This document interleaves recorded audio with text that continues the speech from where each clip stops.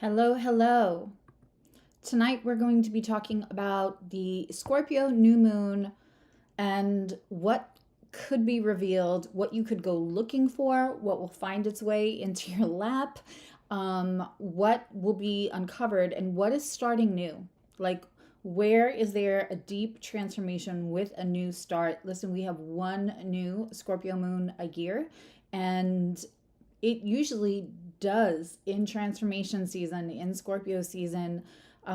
If we look back at that time, sometimes we don't realize that we're starting something new. So I'm here as an astrologer to help you look at where that's going to be in your in your chart. Please have your chart out if you don't.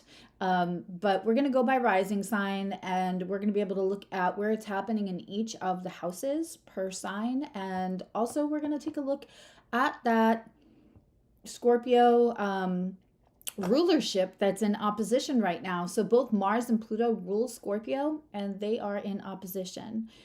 Venus is in Sag. And so we're going to be taking a look at all of these elements through all of the houses. It will absolutely be answering questions a little bit in the beginning and definitely at the end.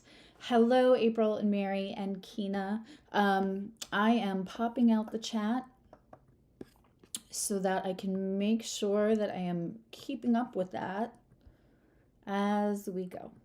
I do have a little picture of the Scorpio new moon for you. There we go. That should do it. There we go. Okay, so first of all, let's just, of course, as a Virgo rising, I have a ton of notes. So when we're talking about a Scorpio full moon, a Scorpio new moon, we have to look at the themes of Scorpio, right? So it's deep diving, it's psychological, it is mental and emotional. We're going to see themes of trust. We're going to see themes of the detective that is Scorpio, that deep diving and that uncovering, right? And truth. And truth has just kind of been on deck. We see that publicly, while this new moon at 9 degrees and 35 minutes is not really talking to the Neptune in retrograde and Pisces.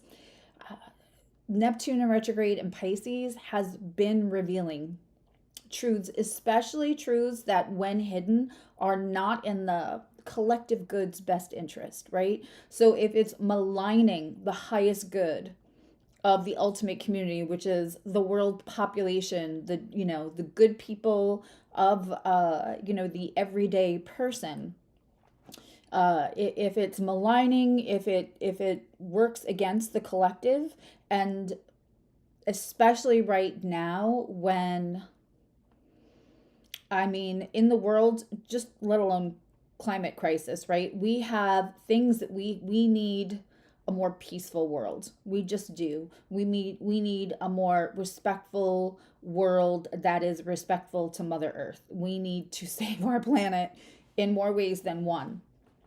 So with this Neptune retrograde, right, and all of this truth coming out, and anything that has been maybe for the good of somebody's pocket and not for the good of the collective, we've been seeing the truth come up, right? We've been seeing things that have been harmful to multiple communities. We're seeing that with celebrities. I'm not gonna, we all know the headlines I'm talking about. It's been really kind of disturbing, but also thank God that it's out in the open and it can stop. So anything that's maligning, that's not in the highest good, that, and especially Pisces energy in that Neptune retrograde, we want to protect the most vulnerable. That's the energy. If you've ever met somebody with Pisces placements, they want the best for everybody. And so that energy is going to want to reveal the truth, especially if it is harmful to vulnerable communities. We're already seeing that. Now we have this new moon in Scorpio, 9 degrees, 35 minutes, that also wants the truth. And Scorpio is the detective. I think collectively, we've been in a very headline. I don't feel like it's groundbreaking of me to say we're going to see some headlines, but I feel like we are going to see some truths. There's kind of always headline. We're in election season, so we're in headline season. No matter which side you're rooting for, there's a lot of news, right? There's a lot. Just it's a lot right now. So I don't think it's groundbreaking to say we're going to see more headlines, but with a new moon in Scorpio that really wants to uncover and kind of in the cloak of darkness, because the new moon is the darkest part of the moon because the sun is so bright and it's so close it can't reflect. If you had your nose up to the mirror, you can see very little of you, right? So the moon is the darkest. We have to operate in a new moon from our own instincts, and that is one of the things that I wrote down, where we are gathering information, but through our own instinct, right? Because there's not a lot to see right now. But there may not be a lot of proof of what you feel right now. And so, right, it could be a time for gathering information. And I gotta tell you, for some of you, it's just gonna fall in your lap. It depends on your placements. But if you have strong Pluto placements, you will find that the truth finds you whether you want to hear it or not. And it will always be transformational, might not always be easy to hear. So the other themes here is Scorpio runs that 8th house, right? So Scorpio is going to want to look at money that you're possibly owed. We could be looking at money you don't know about, money that you could access. It's very interesting community resources. It's very interesting when we have a new Scorpio moon, when again we have the rulers of Scorpio in this kind of power struggle with Mars, Cancer, and Pluto and Capricorn, both at very late degrees, right? They go exact on November 3rd. And as Lori Rivers says, all of us cardinal signs with lots of cardinal energy are going to be very relieved to just have that temporary release when Mars moves out of Cancer. And then, of course, Pluto's moving out of Capricorn. Hooray. I've joked about maybe I want to run a little virtual party, maybe for members, having a Pluto's finally out of Capricorn for good party, kind of like a divorce party. We're divorcing Pluto Capricorn. But that happens November 19th. We are in Aquarius and free and clear. November 18th is the last day for Pluto and Capricorn. But that energy is intense. A new moon in Scorpio is intense. And also that Mars is trining the Neptune that I was just talking about, that wants to reveal truth.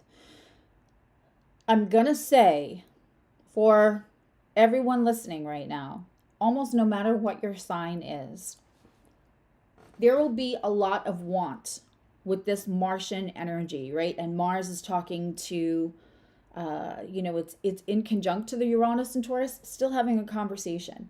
It is trining, which is like unrestricted flow, to the Neptune in retrograde in Pisces. And it's opposite Pluto. It's a lot of strong Mars energy. The want to move, especially when you're emotional, the want to like say the thing, to have the confrontation out of emotional reasons, especially if you feel it. And again, with the new Scorpio moon, there's a lot of intuitive energy that's palpable right now. And even though there are two different events, the Pluto-Mars opposition, because in degree, they're not speaking to the 9-degree new moon. Again, it's the rulers. So while in degree, it's not making a hard aspect, where it's not making any aspect, it's still the rulers. So it's still palpable. It's, even if they weren't the rulers, you would still have these two events going on that everybody is feeling. And I think that the best course of action, again, no matter what your sign is right now, is to gather. Do the Scorpio thing, be the detective. Also, sometimes Scorpio moves in silence. We talk about Scorpio as water, but fixed water, and being the iceberg. There's somebody in the community who owns the shirt that I put out on my Etsy shop that says just the tip, and it's got an iceberg, and under the water is kind of a blended Scorpio sign. Just the tip. I wouldn't confront somebody in this energy, because if ever there was a formidable opponent for Cancer Mars, it's a Pluto Capricorn, especially one that feels like it's holding on to the last vestiges of their power. So you have one that's going to fight. They're going to fight for what they love. Because if it's what they love, then it's the right thing, right? They're going to fight for what they love, and you have another energy equally as strong. Again, a formidable opponent, holding on to the last vestiges of power, and maybe traditional power.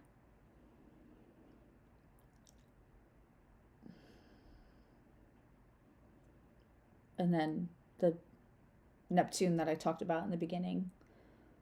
And I'm not going to overcomplicate things and bring Uranus into the readings of each house.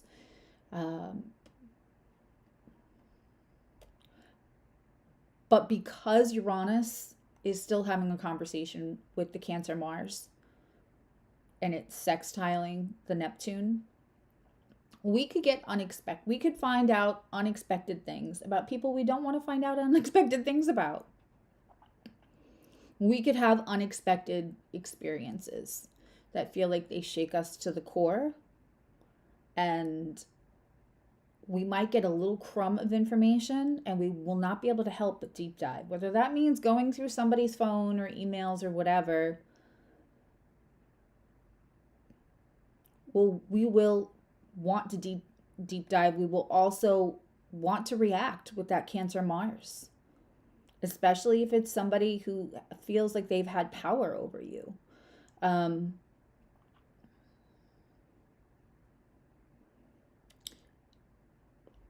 I'm going to, again, suggest and advise that you continue to gather while the moon is dark. And maybe you don't use the information you gather until we're in a first quarter moon phase, because when this moon moves into that first quarter moon phase for the month, right? Or for that new moon in Scorpio,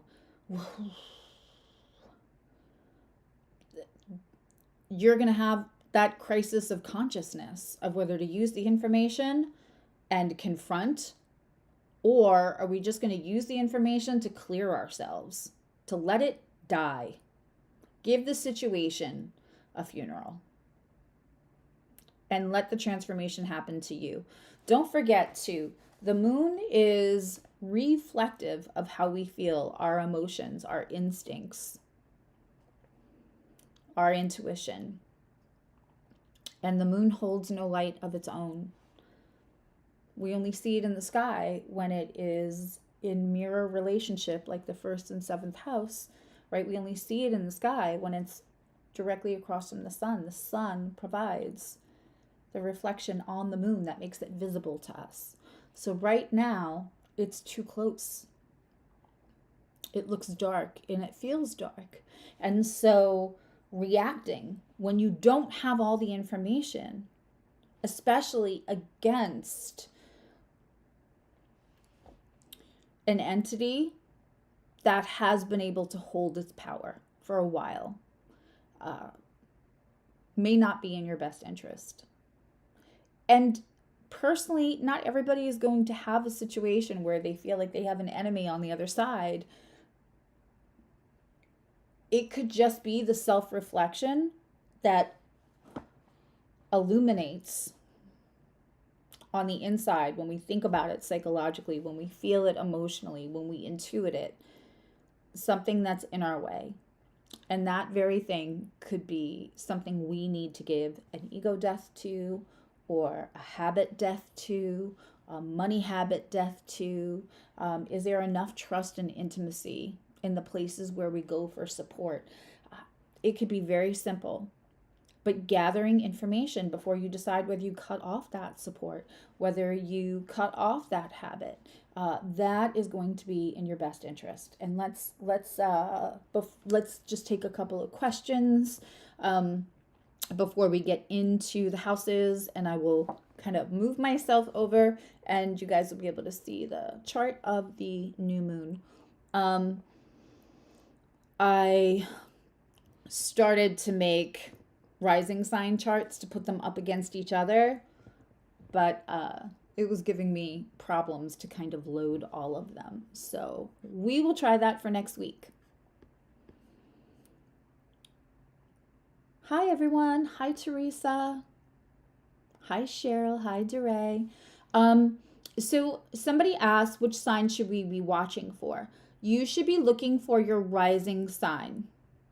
You should be looking for your rising sign. I'm not going to be able to stop what I'm doing and pull up your rising. If you don't already have a chart from me, you can go on astro.com and put in your birth info and it'll tell you your rising if you don't know that.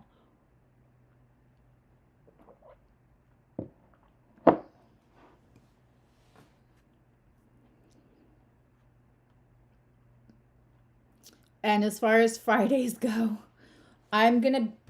people have been saying it's a lot easier for them they missed when I was doing Friday nights. And that changed a while ago, but here's the new schedule. The first Friday of every month, I will be live to the public. Every other Sunday, I will go live doing tarot and check-ins for all 12 signs. The other Fridays of every month, and I'm also going to go Saturdays at around 11:30, I'll be live as well. Same thing. First Saturday of every month will be public for everyone. The other Fridays and Saturdays will be for varying levels of membership. So if you are Nerd or Gratitude, which are the highest levels of membership, you'll have access to every live, which is Fridays, Saturdays, and everybody will have access to the every other Sunday tarot. But this is going to be astrology on Friday nights. Maybe sometimes I'll just do a live and pull cards and look at charts, but we're going to focus Friday nights on astrology and Saturday afternoons on astrology. And the reason why I'm splitting it up is because I have a lot of wonderful, beautiful people who are in our community, and they are in Europe, and it is very late over there. So this is better for my West Coast people, and Friday night tends to be a little bit better even for the East Coast people that work in the morning, because a lot of them don't work on Saturdays. So this is going to be the new schedule. And it's just time to get back to regular lives. And we're going to move things over to astrology and leave Sunday the tarot. Okay. So Scorpio is in the 1st and 12th house. So I'm going to go over I'm going to go through each rising sign. If any lovely person would like to take timestamps, that would be amazing.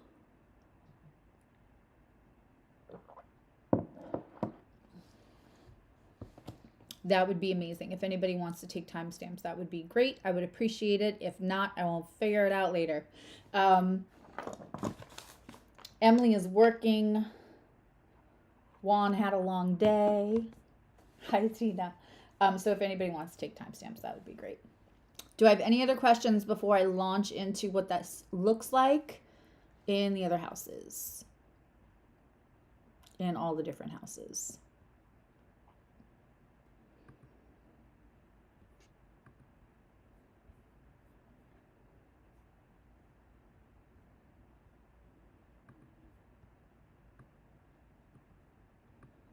We're going to make me small.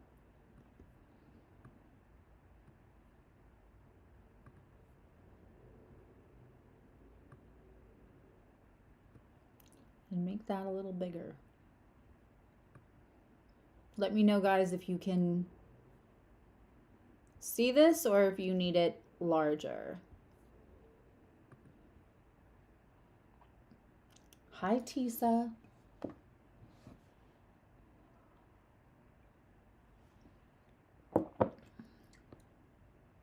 I found out about London fogs from TikTok. They are so good. Look them up. I won't go into what they are. I'm like addicted now, so that's what I'm having.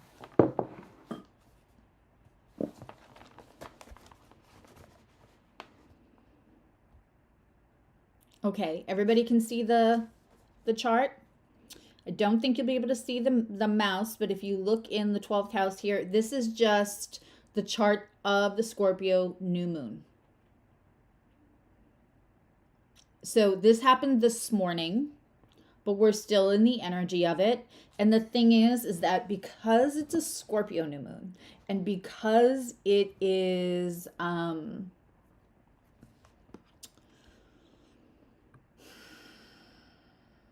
do I say this? Because it is like a detective and it's a new moon where things might feel dark now, but you're starting a journey to bring things to the surface. This is very much a new moon where it might unfold slowly over the next 6 months till it culminates into the full moon, which we'll have in May. Does that make sense to everybody? So even though it technically happened this morning, around 8:30 in the morning, really like 8:30 something, we're going to still look at this energy because it's a slow uncovering in whichever house. Let's put this back before I knock everything over. Okay. Whoever's taking timestamps, we're going to start going through the houses in just a minute. We have, of course, a new moon means the sun and moon are together at the same degree and same minute.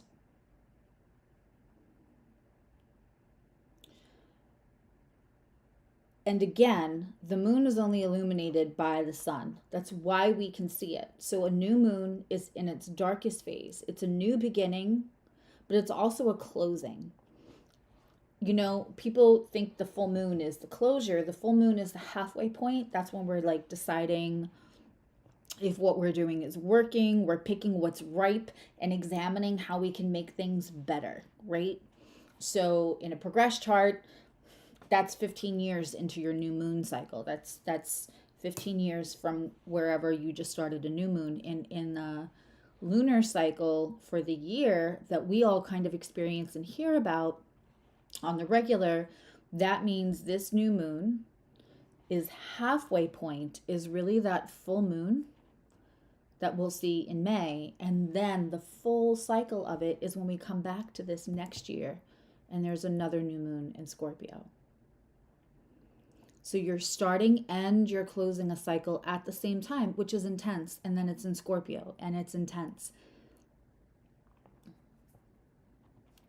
On top of it, the rulers of Scorpio, both new and ancient, are Pluto and Mars, which are in an exact opposition.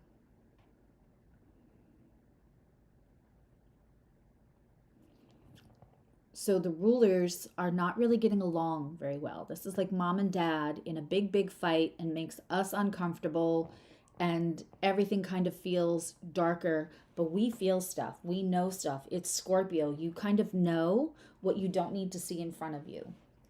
We're going to work out of intuition. But because we have very formidable opponents, as I've said, out of Pluto, and I dislike when people think that Mars in Cancer is a weaker expression of Mars. No, it's not. It's a cardinal sign. It's a cardinal sign. And if you've ever pushed a Cancer really to the brink because you are harming one of their loved ones, and they are feeling protective, you will find that other part of them. It will explode, and it is formidable. So we have Pluto in Capricorn, Mars in Cancer, both the rulers of this new moon, and they are not happy with each other. They are in opposition. They are challenging the very core of what the other represents.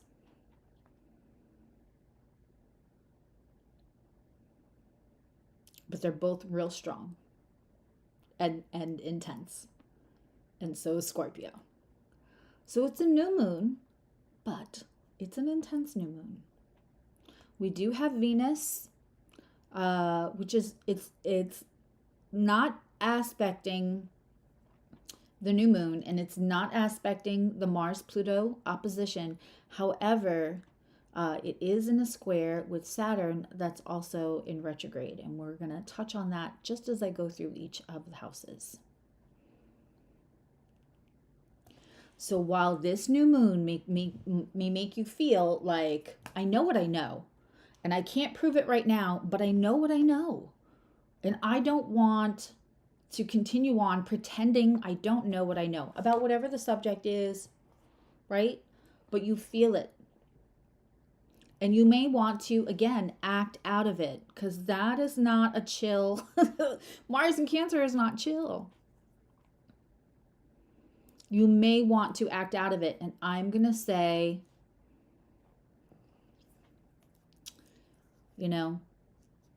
gather the information that Scorpio will absolutely help you gather, and then react. But not when it's this tense, because I don't think anyone's hearing each other when it's this tense.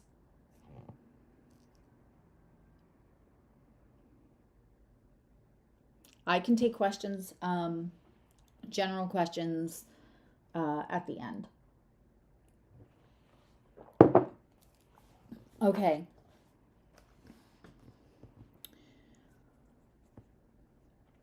Let's look at Aries Rising. This is going to light up your 8th house.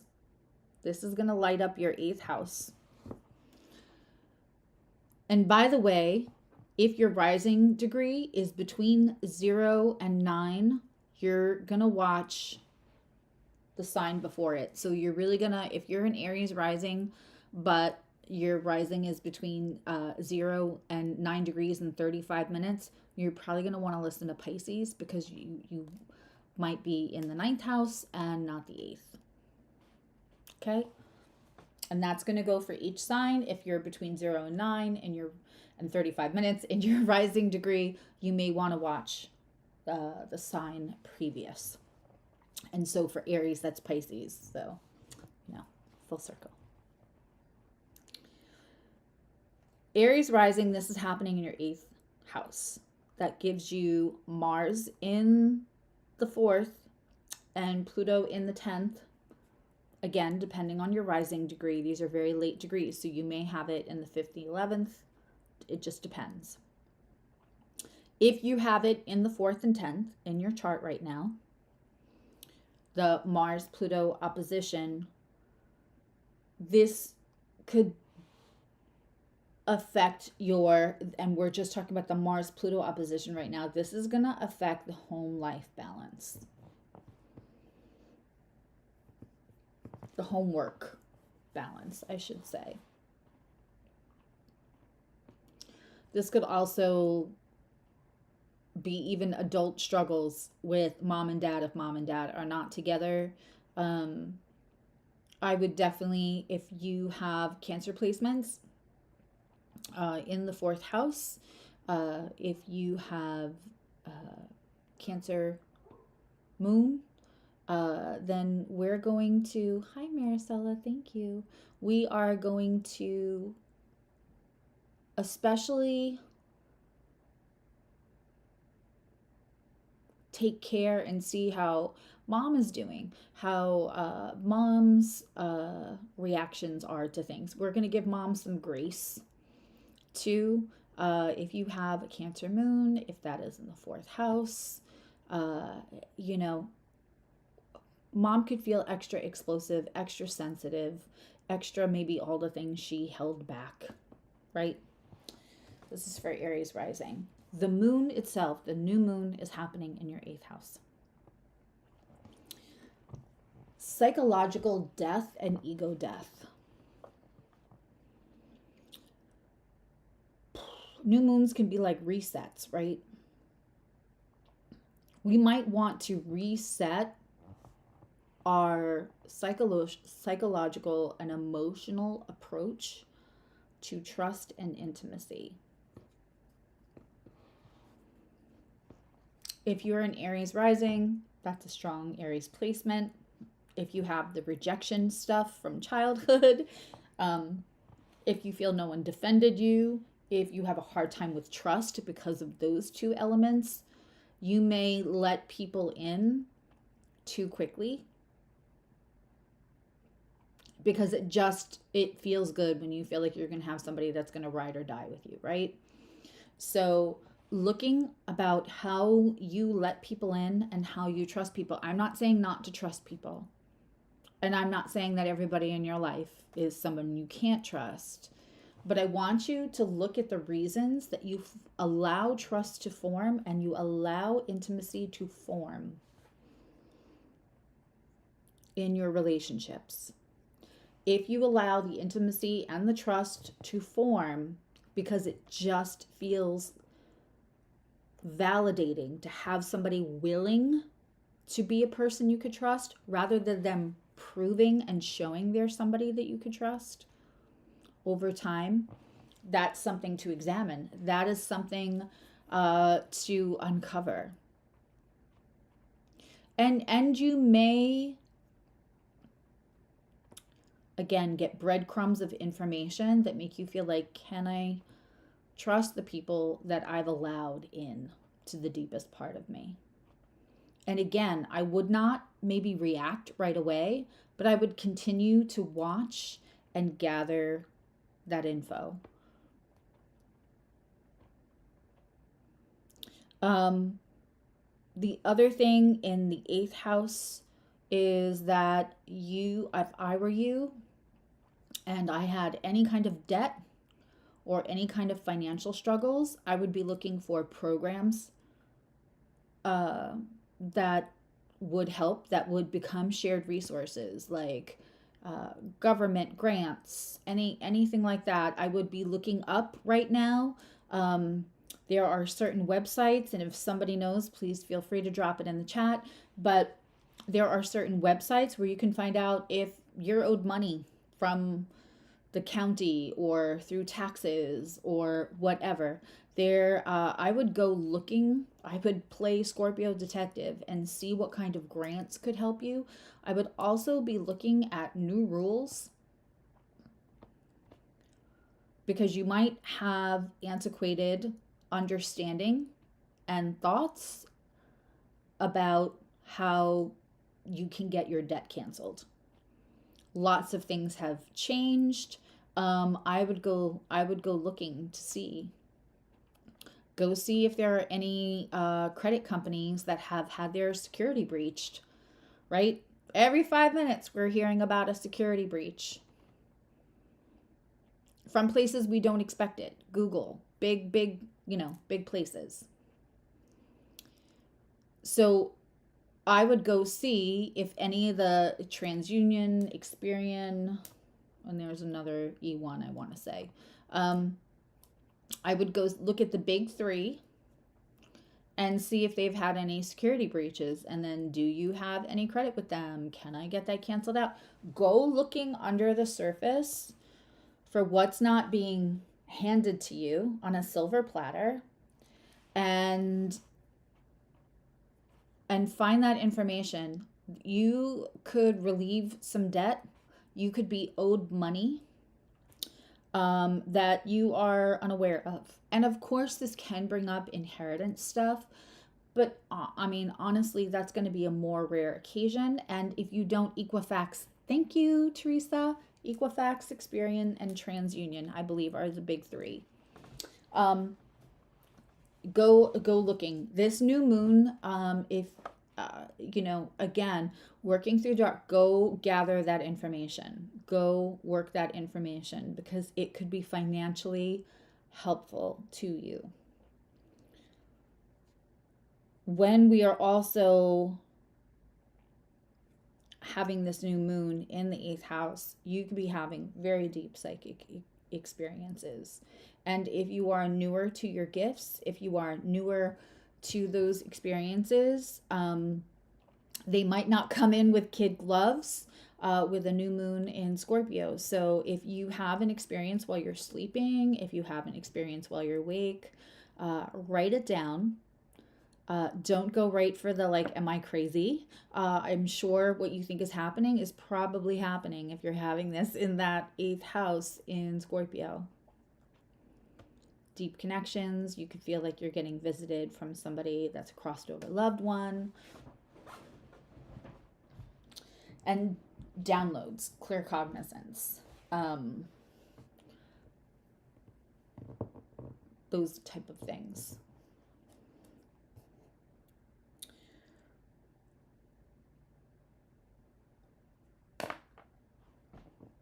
Any kind of shared resources, and I'm saying this with a grain of salt, if you are in a situation where you have somebody that you share your resources with, if you don't feel like there is full transparency about how those resources are being used, where they're at, this is when I would first try to have a conversation with the person you share your resources with. And if you feel like you're not getting a lot of cooperation or transparency about that conversation, that's when I might go looking. I would maybe follow the money trail. Just make sure everything, and you know, this isn't going to happen for everybody. It's going to depend on your other placements, but it's just something to think about if you're having in the 8th house. Listen, the good news is with this new moon, it is about transformation. It's about discovery. It's about information that might have been hidden before, but it's about transformation so that you can feel really solid on the trust and intimacy you have in your life with the people that you have it with. So wherever you're experiencing this, of course, you're going to have a deep transformation. That sounds so corny. It sounds so like catchphrasy. But deep transformation are keywords for Scorpio. They're not just spiritual buzzwords. So, you know, having that information, go gather the information. The more information you have, the more proactive you can be in your life. It's walking around in the dark and thinking, can I really trust this person? But not wanting to look under the rock. Listen, Scorpios are so good at looking under the rock at the ugly stuff so that they are not walking around without all the information. Let that energy inspire you to also look under the rock, no matter what house we're looking at, because the inner reflection, it's a new moon, the inner reflection, how you now can transform, how you benefit from having the information is the most important thing. All of astrology is about taking the information and reflecting on it and moving through it and evolving. All of it. All of the personal astrology. And Scorpio is cheering you on. I just had this around my wrist and I had to take it off because all I could think is my friend Vita was always like, I don't care how loose it is. Get that hair pretty off of your wrist. Get that rubber band off of your wrist. If you're doing that in habit, you're not supposed to. Not going to get into it on a new moon video, but that was like a reminder. Okay. Taurus Risings. You good-looking, stubborn, lovely humans. Taurus Rising. This is happening in your 7th house. Oh, and I also want to say, forgive me. Aries, you're also having a Venus ninth house, looking into if you feel attracted to higher learning, and or you're feeling attracted to somebody who's not from here, or you feel attracted to go traveling. Whatever you feel attracted to in the subject matters of expanding your beliefs and your knowledge and your view of the world, follow that instinct. It probably will benefit you. Okay, back to my lovely Taurus risings here. Yeah, Scorpio moon here, transformation is the ultimate goal. Yes, you do that energy very, very well. Taurus rising, this is happening in your 7th house. So we're looking at committed relationships and contractual relationships, right?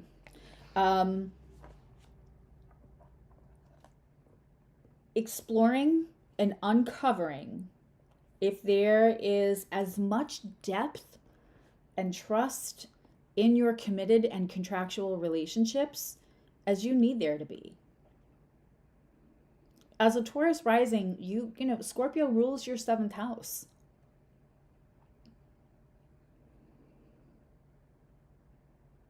And I am sure you're a person who craves, like, you're either going to get the Taurus rising, depending on the placements, the other placements, that either wants all or nothing. Like, if I can't have complete trust and complete intimacy, I don't want it. Or you might have somebody who stays too long, even after they realize they don't have the depth or the trust or the intimacy that they truly crave. This is examination time.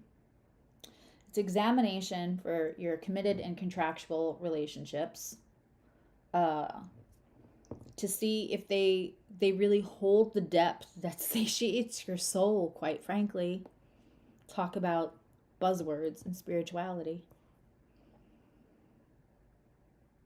I love the word satiate. I use it quite often. Because what are we doing? What are we doing if we're not satiating without causing harm to others? What are we doing if we're not satiating everything we could potentially be in this life? And that includes happy. That includes valued. And that especially includes being known and being with people that go out of their way to know you. And that's going to be important to somebody who's got Scorpio in that 7th house.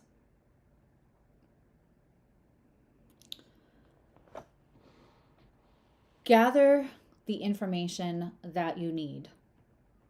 Again, especially right now while Neptune is still in retrograde, there's going to be more clarity, more transparency. Once it goes direct, it'll be a little harder to gather real facts. It might feel a little foggier, right? That's not helpful.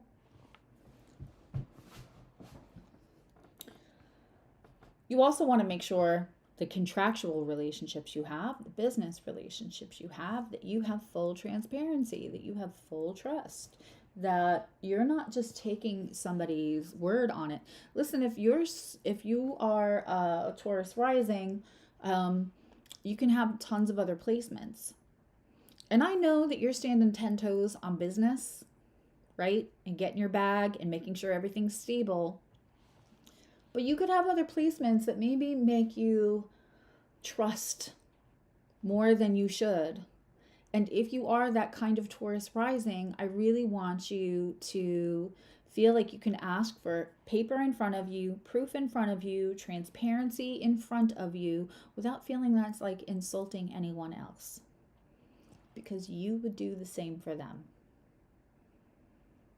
In fact, you would probably intuit when somebody needs that kind of reassurance and offer it to them before they have to ask.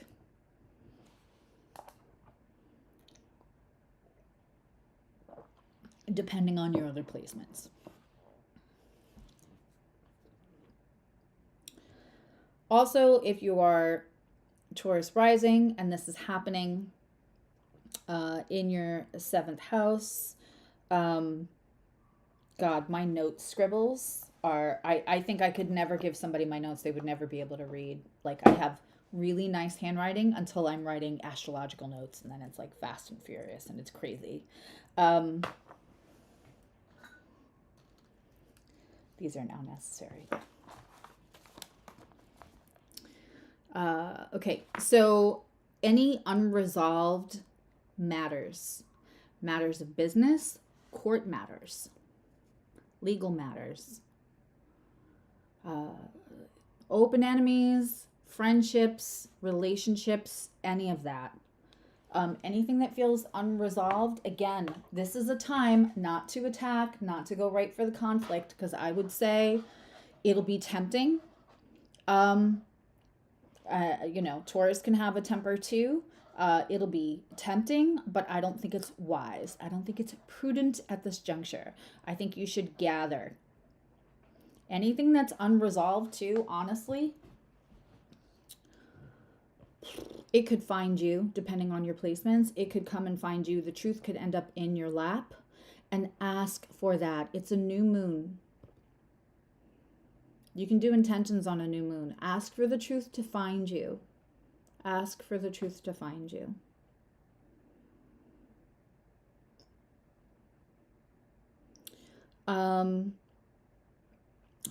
And again, if you have any kind of if you're dealing with somebody who's kind of a rival, open enemy, 7th house, you also could,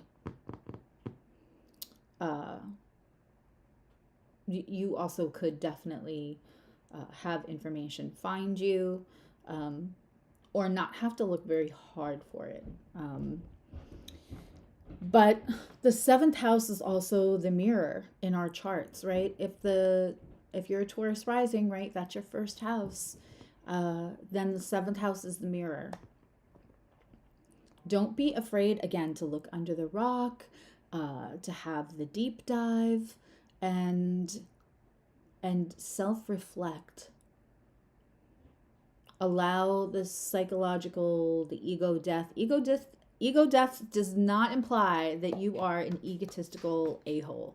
It implies that there is a part of us that we are tied to around who we identify as. Whether you identify as a feisty person or a strong person or a quiet person or a I don't fight with anyone person, however you identify, is there any part of that that's in your way, or you no longer need it? Maybe you became feisty because you needed to protect yourself. Maybe, trust was too hard and you managed to move people away by being feisty. Maybe you don't need that anymore. That's what an ego death. That's what examining and bringing an ego death to the table looks like. It's not an insult to say, just examine if you need an ego death somewhere in your life. Self-reflection. Big deal. Hello, Gibson. Okay, also if you're Taurus rising, that Mars is going to be in the 3rd house, and Pluto's going to be in the 9th. So if you are somebody who feels like they are not skilled with their words, when you need to if you've ever had an argument with somebody and when you get home, you're like, I should have said that when they said that, but you can't think of it in the moment. I promise you could right now. I promise you could right now with that Cancer Mars. It's just going to come up out of you. Your words could be a little bit like swords right now. So just be aware of that. I'm sure if a Taurus is feeling like my words are swords, you either mess with their bag or you mess with their person or you mess with their food. And they probably feel like you deserve it, and maybe you did. But Taurus risings, that 3rd, 9th access here for the Pluto Capricorn access is the struggle between belief systems and possibly what you were either indoctrinated to or what you were taught when you were younger, and you may be finding something may be angering you. You may feel like the same belief systems that you were taught, that were made you a good person, harms other people that you now love. And it could be harming a sibling, a close friend, and you're going to want to react out of this. Again, for this new moon in Scorpio, use the gathering detective time to gather more information before you completely react if you can. You know, if we're in the middle of protecting somebody, then there's not time to wait, right? But for sure, if it's better for you to like not say it to someone's face, write it down, get it out. You know, you could even end up penning something that is of value to you later, just if that is how you are being cathartic and exercising the things that you're upset about. No worries, Tisa. We're glad to have you on anyone in any level of membership. And again, if you missed the beginning, the first Friday of every month will be public. All the other Fridays that I go live and all the other Saturday mornings that I go live, the first Friday and first Saturday will be public. The rest of the Fridays and Saturdays will only be available to members, and the only members that are going to get all of them will be Gratitude and Nerds. The Astro level will have the public and 2 more lives, and the Evolutionary members will get the public one and 1 more live besides that every month. Or 2, because Friday and Saturday, depending on which one they can attend. And Sundays will just still stay tarot, but I'm only going to do that twice a month. Okay. And this is going to be more astrology. Okay. The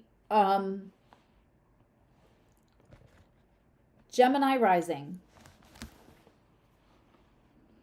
Also, I keep doing this. Sorry. Venus in the 8th house for Taurus Rising. Venus is in that 8th house. Again, go find out where you may have money that's waiting for you. And also, this could bring, if you're in a relationship that is good, and also if you're in a relationship and you go explore the depth of it, and it's exactly what you want, and you realize this is what I need and what I want. If there's any other issues with that relationship, it is a time to reset with the Scorpio new moon. It is a time to dig in and say, hey, what can I also do to because I value this intimacy, I value this trust, I value this depth. Ask, as long as you're willing to hear it. Just don't ask anything that you're not willing to hear, but ask if you are willing to hear it. If there's anything you can do to help strengthen also on their side, right? But that Venus is going to show up in the 8th.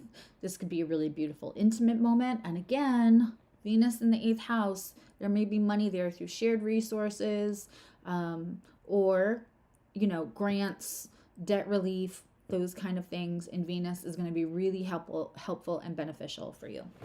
Okay, Gemini Rising. This is happening in your 6th house.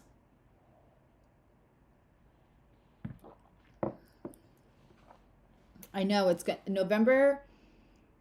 I feel like it's November 1st, so it should be this next week. People should be in for a year, and everybody's label will change. If anybody joined on the 1st, I think that Teresa Griffin, she has the year label because she joined on the 1st.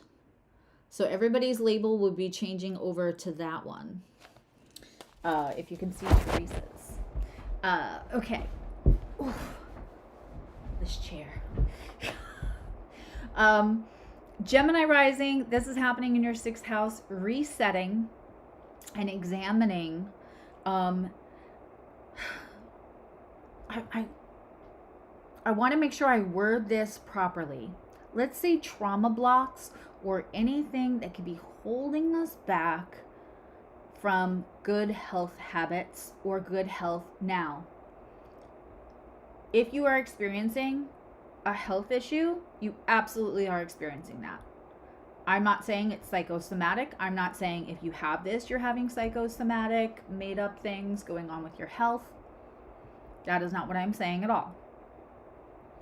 I am saying sometimes there's like psychological blocks to things that we could do to have more healthy habits and increase the health, our physical and mental and emotional health. And like one of those could be, and I will get a little personal here and share, whenever I did not feel safe, if I was, I would put on weight. If I got too much attention for how I looked, it would not make me feel safe for reasons tied to trauma that happened to me around that. You don't probably need a decoder ring to figure out what I'm saying. So whenever I started to not feel safe, especially around the opposite sex, I would put on weight. Right? So I had to kind of deal with the trauma of that and say it out loud and, erase the shame of it. So that I didn't feel like it was my fault for having anything to do with what I look like or my curves or anything else. Because I grew up around a time when your parents might say, oh, you're dressing a certain way, you're asking for it, right? So I had to deconstruct all of that. I had to deconstruct around shame, around anything that happened to me that was really violent and not sexual and having nothing to do with how I looked, but about somebody else's anger, aggression, and feeling welcome to other people's bodies, right? Their issues. So I had to deconstruct that in order to not feel like gaining weight was a way to stay safe. And that really helped my weight issues. Now I'm having weight issues because I have an inflammatory autoimmune issue. It has nothing to do with that. So there's varying degrees of reasons that we could be having health challenges. And if you are a Gemini rising, this could be a good time to just examine, is there anything that I'm doing that's kind of sabotaging my health, that's really tied to like a trauma or an emotional reason or a psychological reason, because those are all the same thing. And that is not to say somebody's crazy or making up an illness in their head that they don't really have. I don't believe that. I actually feel like a lot of people with autoimmune and invisible diseases get told they're crazy a lot, and I think that's awful. So this is a big one for Gemini risings.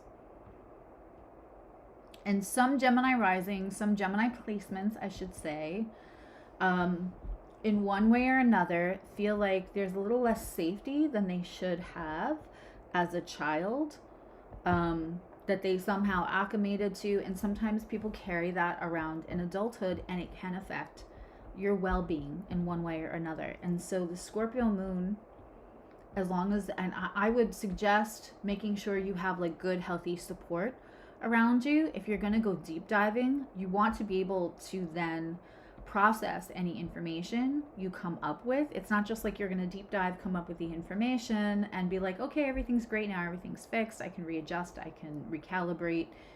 You're going to want to have good support system and good tools and a commitment, sixth house, to some kind of routine that, and some kind of redirect that helps you if you feel triggered ever by any information you uncover with blocks to health. It absolutely, to me, is that serious. Make sure you have a good supportive system in place before you go Scorpio detective deep diving. But also, this is a good time.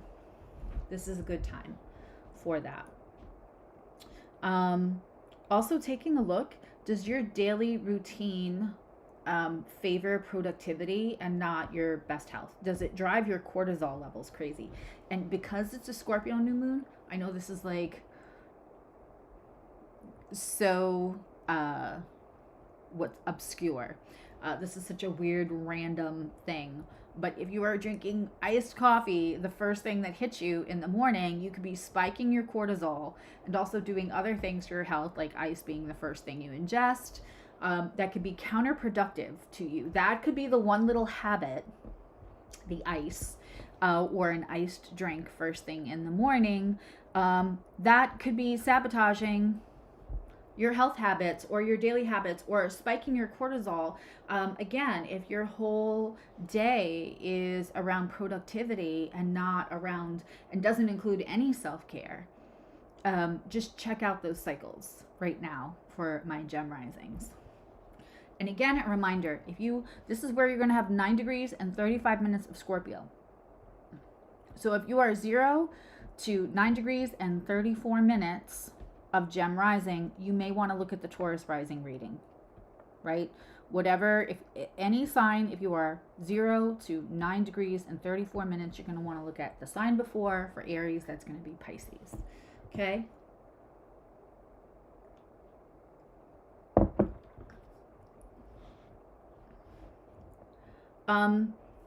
The other really interesting thing about a new Scorpio moon in the 6th house is you could have slowly developed skills out of service for others, out of survival for yourself, out of the 6th house is job, it's work, right?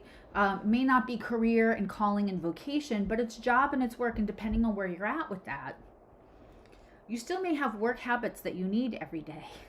And you may have developed and sharpened a skill that you so slowly developed, you so slowly became an expert at, due to your other habits, your other daily habits or whatnot, that you don't even realize that you have that skill at this point. So this is something that you can add to a resume, then rewrite your resume. Really examine and self-reflect. Have you added skill level? And again, so slowly and acclimated so slowly that you didn't even realize it. Because maybe you didn't go get a certification. Maybe you didn't just, maybe you weren't in school to go do something. It could be that you were working at a restaurant and took just whatever job you could have and became somebody who observes the chef all the time, to the point where you have more knowledge about being a chef than you do about being a support worker in the food industry. And do you want to go get that certification? Mars is going to be happening in that 2nd house for you. So you want to be careful of your spending, Gem Risings. Money could burn a hole in your pocket right now.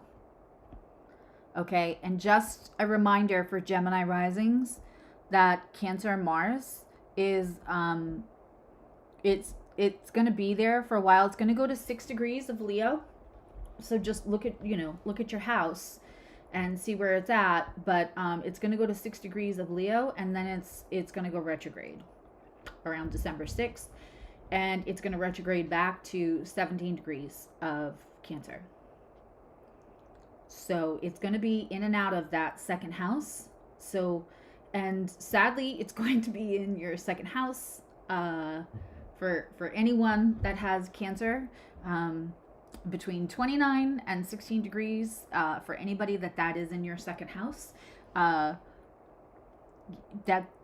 that make sure money doesn't burn a hole in your pocket. That's going to be happening around Christmas time. So Gemini Risings, don't overplan your Christmas budget, and maybe take time to your Gemini Rising. Do you know how freaking creative you are? How brilliant you are? How talented, multi-talented you are? Make gifts. Make things that no one could ever buy. Please be careful to not let money burn a hole in your pocket if you're having that long term. As far as the 2nd, 8th, that's the other thing. With Pluto and Capricorn in your 8th house,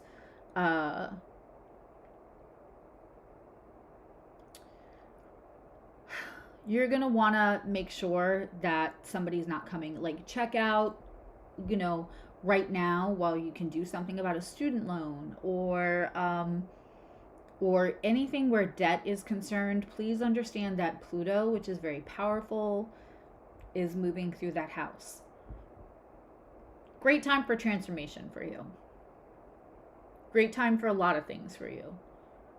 But with Mars in the second house, we're going to try to be as budget conscious as you can. Now, if you like have a Taurus sun and a Gemini rising, you're probably already budget conscious.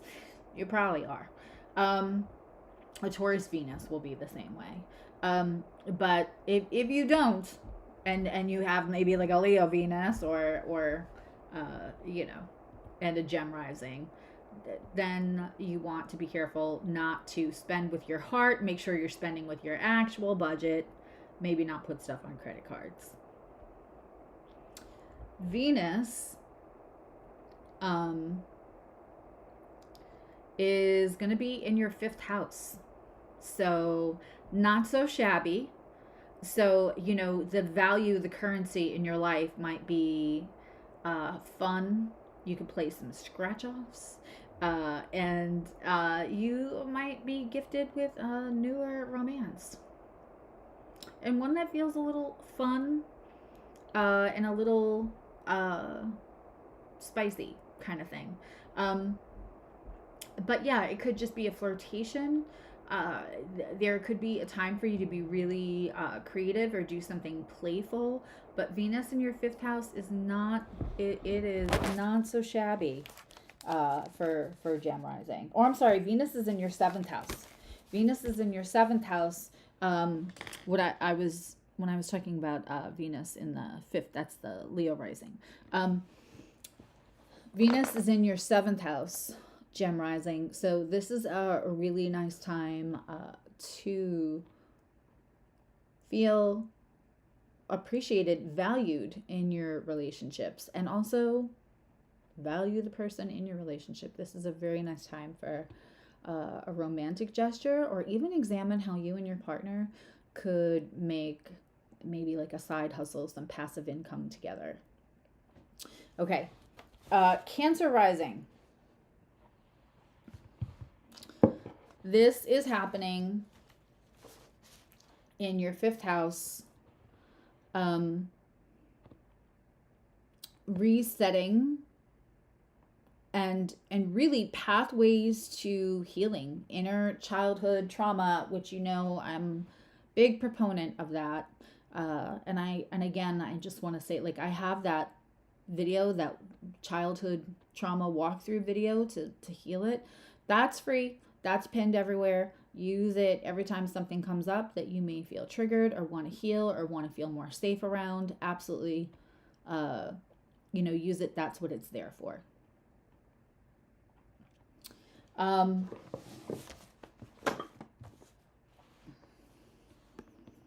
Make sure you guys can all see that. The pathway to healing can also be through creativity.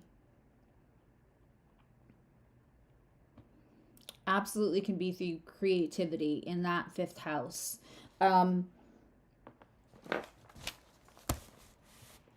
When we're young, there's a thing called play therapy, right? And you can take your child to the play therapist and they feel more comfortable and they're just having conversation and they're associating this conversation with also, you know, playful things that make them happy. There's serotonin running. And so it can really help the space around them having conversation and discovering and talking about things that they need to talk about as part of therapy. And we kind of abandoned this idea as adults, and we should not. We absolutely should not.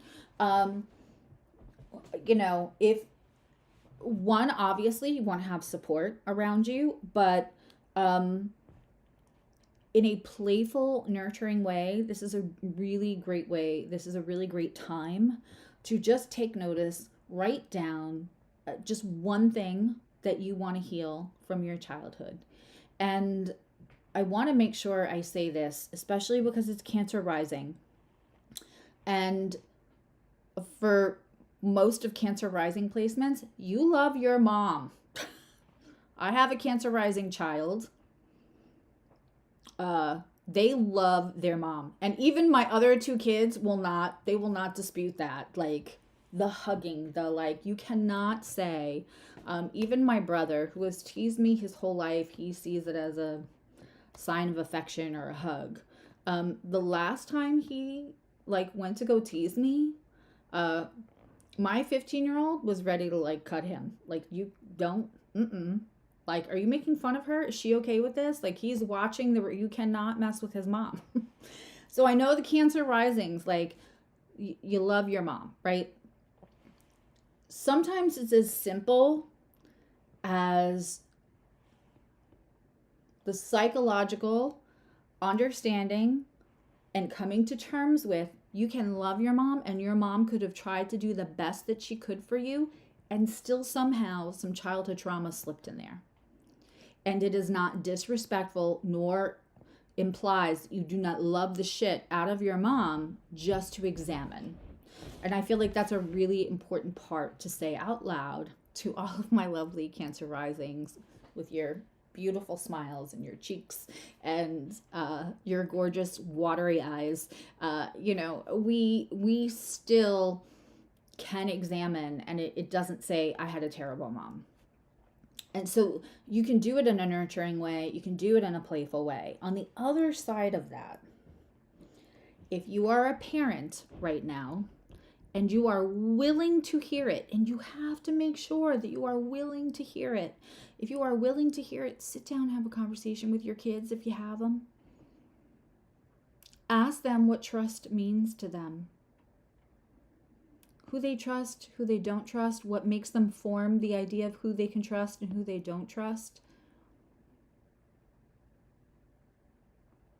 And then if you are willing to hear it, ask them if there's anything that they haven't said to you, because they are afraid that it would hurt your feelings. But that they would feel better if it was put on the table. You have to be willing to hear it, though. If you're going to hear it and then say, oh, no, that's not what happened, you're going to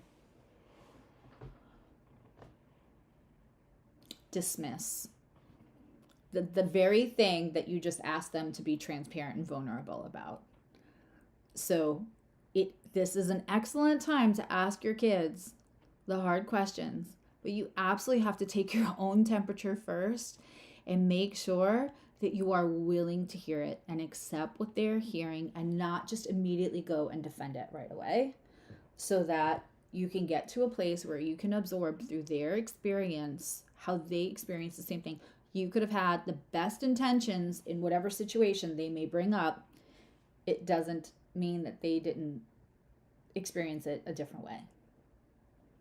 And if you want to grow intimacy and trust with your children, and obviously we want them to be a certain age, but you can ask your younger child, like, oh, how do you feel about this? I would not maybe bring up very, very serious in age inappropriate conversations, but like, who do you trust at school? Who do you trust as your teacher? What do you think is a good way to know whether you trust somebody? Make it an age appropriate conversation, but this is an excellent time to do that. And if you have older kids, be really willing to hear. Be really willing to put the listening ears on and catch a bubble, as our favorite content creator says, right? And again, what does that involve? Self-reflection. It is Scorpio. It is the new moon. There's going to be an element of self-reflection through each house we go through. The other fun thing that you could do here in this fifth house is, if you have a lover, a new romance, a boyfriend or a girlfriend, maybe a fiance, or like getting to that place, we may not be in complete commitment yet. You could plan either a one-night getaway or a little getaway or a vacation, depending on what your time available and your finances available are for that. You could plan something kind of fun and not tell them about, like a surprise dinner that turns into what do they call those? Not a wild goose chase. Um, like a fun, everything is the next surprise. Why that is escaping me when I've planned those for other people, can't think of why right now, but the name is escaping me. If you can think of what I'm talking about, put it in the chat. But that's a fun little thing you could do with this aspect. Again, Mars is going to be in the first house. This could be this could be an inflammatory time for you, both physically and just you feel fed up. With Mars running through your first house, we're going to be careful about burning and cutting while we're cooking and things like that. And Pluto is in that 7th house. You may feel like you're, and you could be fed up because you feel like your partner's had too much power. But Pluto is in that 7th house. And so while the new moon could also bring in like a more secretive romance there in Scorpio, I'm just going to say, for anybody who feels fed up and feels like they're going to explode in that first house, get your feelings out on paper, get your feelings out with your best friend. Don't hold it in. It will affect your health.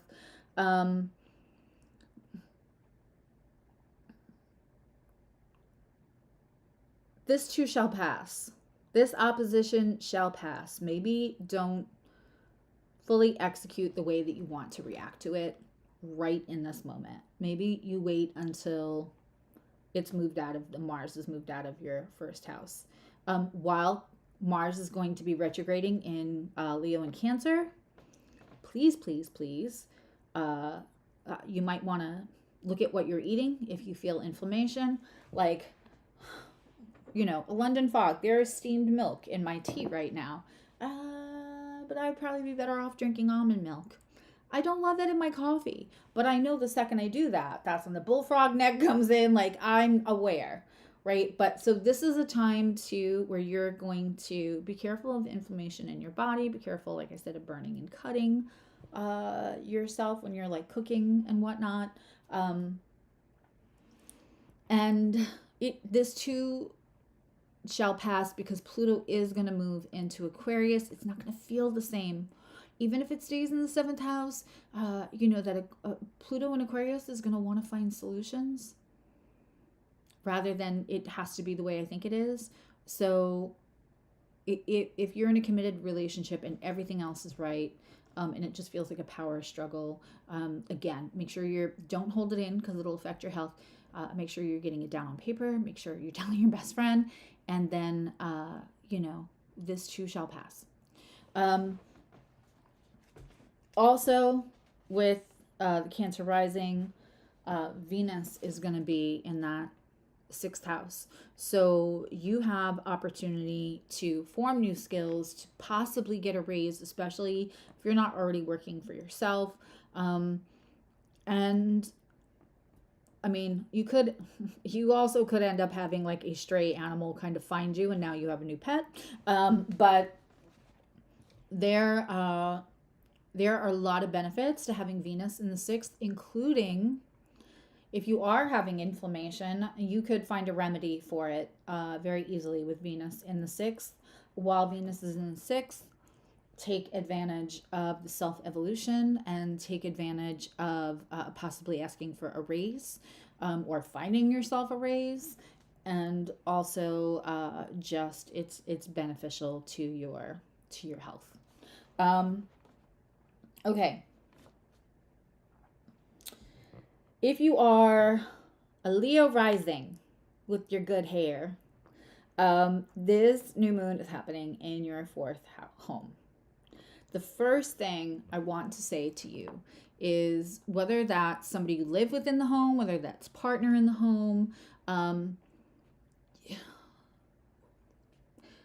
there could be interesting ways for you to let money come out of that home, whether you're going to do passive income business, Whether you have a really big old shed that you want to like redo and make it into like a little mini Airbnb, which lots of people, you would be shocked how many people use mini sheds as like a studio Airbnb, and they make tons of money. But look and see if there's maybe you have land that's big enough that you can flag lot it or something.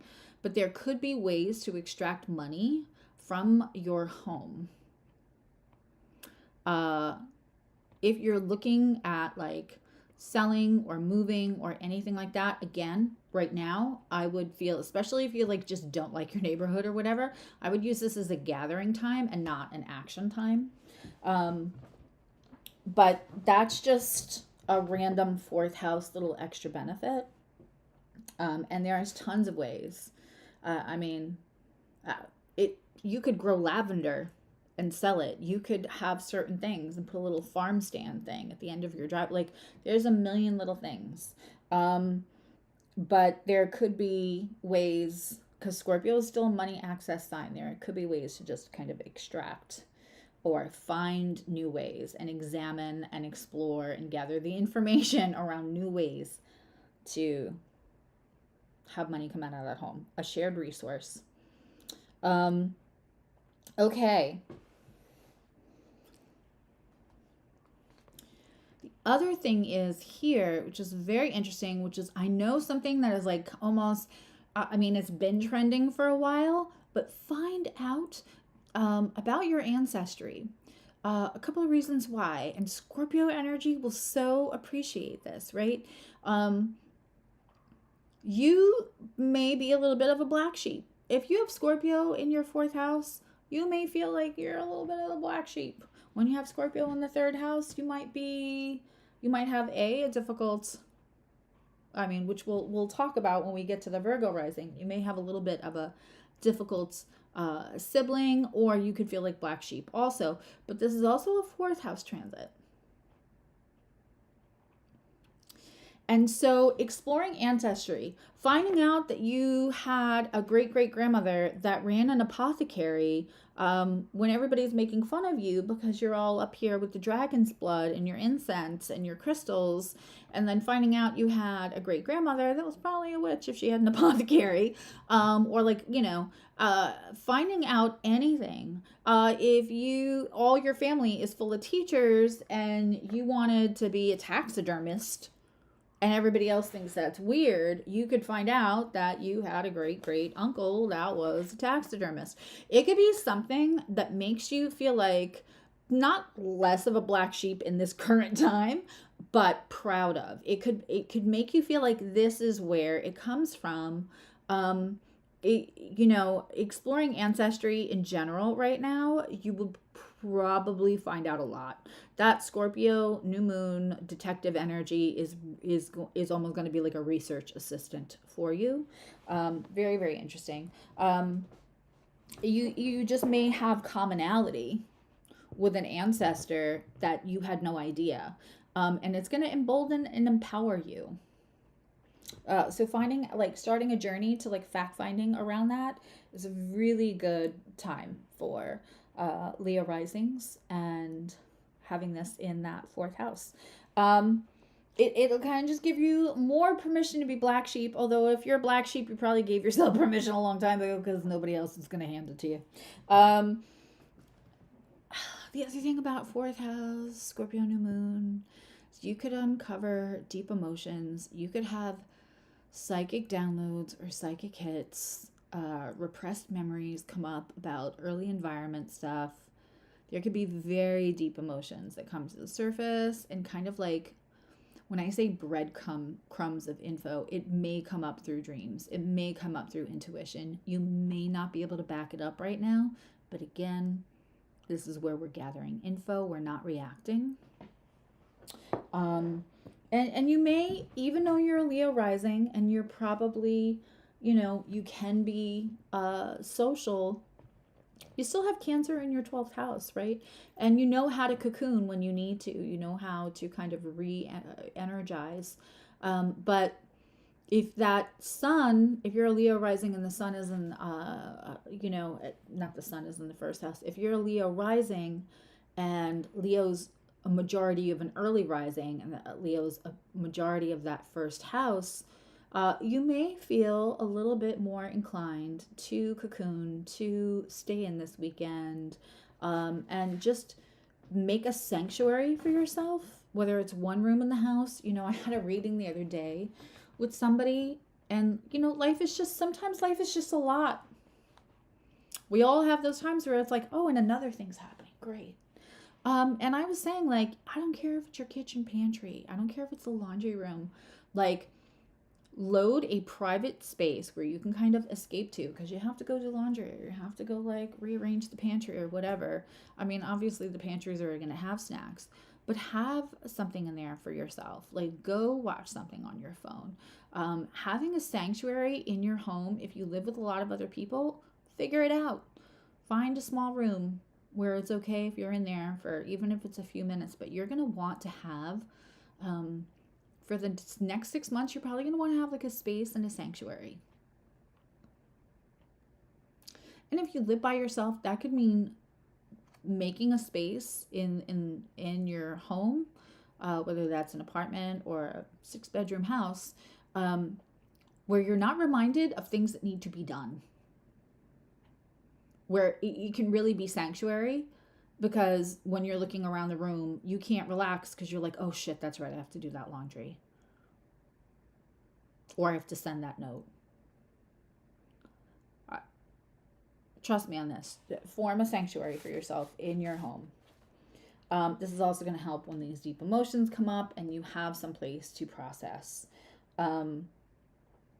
Also, Venus is in your 5th.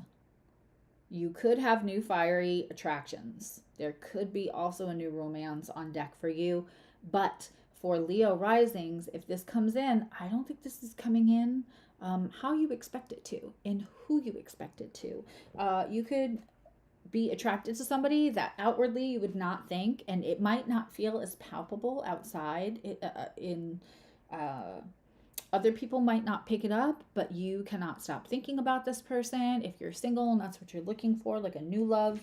But I don't think this person will be what you expect. Okay. Virgo Rising. This is happening in your 3rd house. Obviously, uncovering things with your siblings, whether that is sadly finding out things about your siblings that you don't want to find out, but also hashing out things with your siblings that maybe like everybody dances around, having a hard conversation with a sibling, or with a really old friend, like getting to the nitty gritty, saying things that needed to be said. That definitely can happen in this energy. The other thing is you could be uncovering things that you don't want to know about your neighbor or your, and certainly that's happening a lot in this time, but it could feel a little intensified right now, with your neighbor or your old childhood friend or a sibling, people that you would associate with like childhood or, your home. And and that'll just be its own journey. And again, with Pluto Mars opposition, I don't think I'd be reacting. I don't think I'd be reacting right now from it. I think that I would just take time to process the information you didn't want to know. And again, try not to react from it too much. Also, with this new moon in the 3rd house, we could really be resetting, and also like the antiquated belief systems or early education that we got. Let me explain that. The other night in a session, somebody said, I feel like you hold back saying things to me. And I said, no, that's me always trying to be very careful of my words. And sometimes that doesn't work anyway, and I say the wrong thing. but I try, probably too much. Anyway, resetting old antiquated education, right? And like deep diving and writing in a cathartic way. So when I talk about resetting and uncovering antiquated education, I'm talking about that, like, what came in your early childhood education, what came in your early childhood um, environment that is maybe antiquated and is affecting your belief systems, that blocks you from moving in and expanding your belief systems now as an adult with lived experience, blah, blah, blah. This could be as little as there was like a viral video of this one teacher being like, really, like, get your hands, like, put your hands in your lap in my classroom. And someone stitched the video and said, like, it's crazy to me how many, like, boomers, and it doesn't, I have a lot of boomers in my community, not lumping you in with those people, but there's a lot of people just so married to the old way of doing things, and it was fine to put your hands on a child, spanking, that kind of thing. There are still people who think, like, beating the shit out of your kids is a good way to keep them in line and teach them manners and make them better people for the public at large. There's a lot of psychologists, doctors, and there's gentle parenting and there's beating the shit out of your kids, and I'm sure somewhere in between there's most of us, right? But it could be something as little as realizing things that were said to you when you're growing up did not help you. They actually harmed you. Whether that was in the way of being confident, or in the way of accepting other people, or in the way of being hard on yourself because there was an expectation that probably shouldn't have been put on children who haven't formed their full frontal cortex. So this is a time where stuff might come up where you end up examining antiquated learning that blocks you from expanding your belief system and moving forward in a way that helps you be a better citizen to the world and to yourself, quite frankly. Any kind of writing you do right now could end up being very cathartic, very therapeutic. And in this gorgeous, hopefully the leaves are changing where you live, fall weather, unless I'm talking to an Australian, you should take small little rides and discover new places in your neighborhood, new places in the community. Many years ago, I moved to a new state. First time I moved out of the state that I had lived in for the first 34 years of my life. And people thought I was nuts because I used to, like, go get lost on purpose. Because that's how I would discover, like, the little ice cream joint, or like the mom and pop taqueria, or something really cool. And so I would encourage you to, like, drive safely, of course, but, like, go take a drive in this gorgeous weather without having to be someplace at some point, at some time, right? Virgo Rising, when you're not overscheduled, and go make time to go explore and find new incredible places, uncover cool places in your community, in your neighborhood, and don't make it a race. Enjoy yourself. You did that too. Hey, Shauna. See, Shauna has the badge too, the year badge, which means she joined on the first day, because it was November 1st was exactly a year ago when I started membership. So the people who joined on the very first day have that. And if you see that badge up close, it's actually, I made kind of like a cartoon of my daughter. There's like a picture of her when she had this little, like, flower crown on, and I love it so much. So that's what's in the center of there. So it's a really interesting, and again, third house, Scorpio moon, uncovering the detective, and with you're gonna have Mars in the because I forgot to go over it, but Mars is in the 12th house for Leo and sixth house. But for Virgo rising, it's 11th and 5th. So with that Mars Pluto ruling that new moon in opposition to each other, again, the cathartic writing, if you're having, as a Virgo rising, if things are a little rockier with your communities, with your friendships right now, or if it's like super busy right now, that's gonna feel normal. And that, wherever the Leo Venus was running through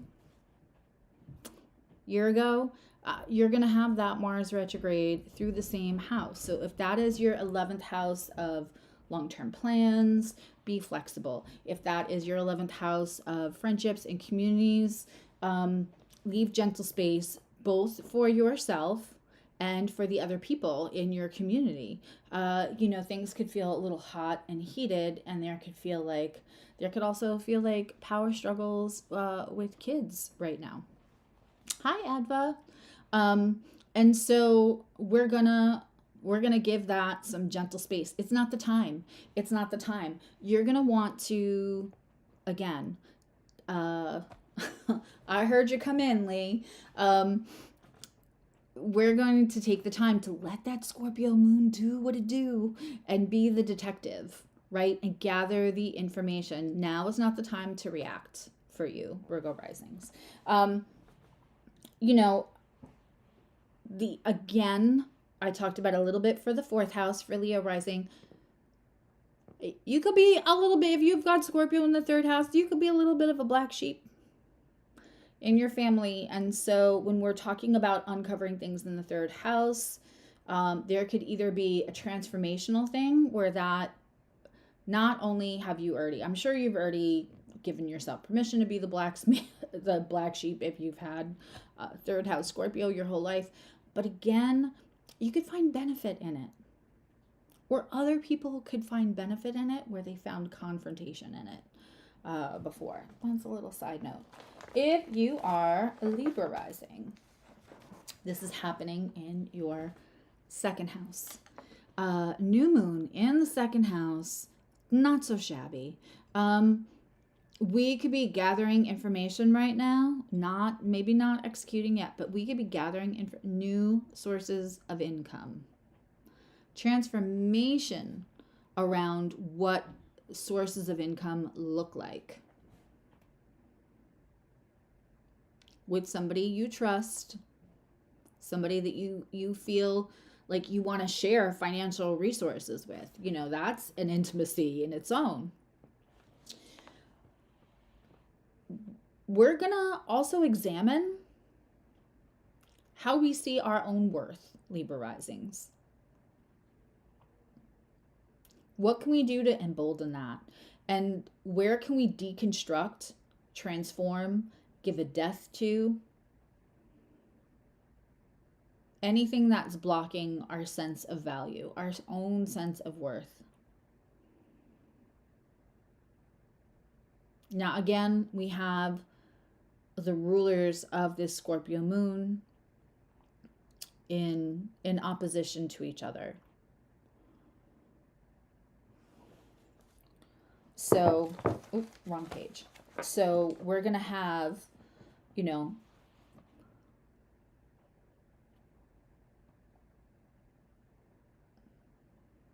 sorry, I was just reading a comment.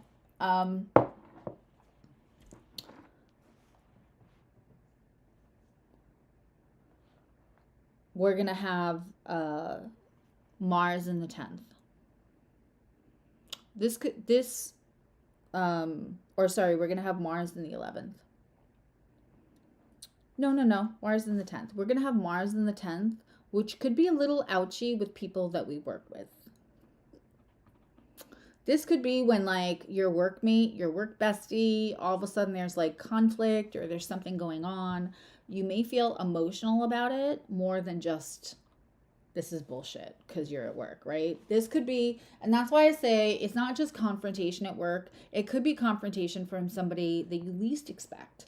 It could feel ouchy, because with Cancer there, this is maybe somebody you felt mothering to. And listen, wherever you have Cancer and you feel kind of mothery, that's also a little bit on you, right? As Cancers, and where we have Cancer energy, we also have to learn not everybody wants to be mothered. So does Capricorn. That's also a journey for Capricorn, right? Not your monkeys, not your circus. And so there could be something coming up where maybe you flew too close to the sun as far as trying to give somebody nurturing or mothering advice, and it feels like maybe a little bit it came off the wrong way, and it feels confrontational. If you are a Libra rising, the Pluto Mars opposition and the way that's expressing in your chart, not definitely, but possibly could be expressing in a way that kind of makes you feel like you really do have to do some work on your self-worth, because you may not be feeling it at home and you may not be feeling it at work.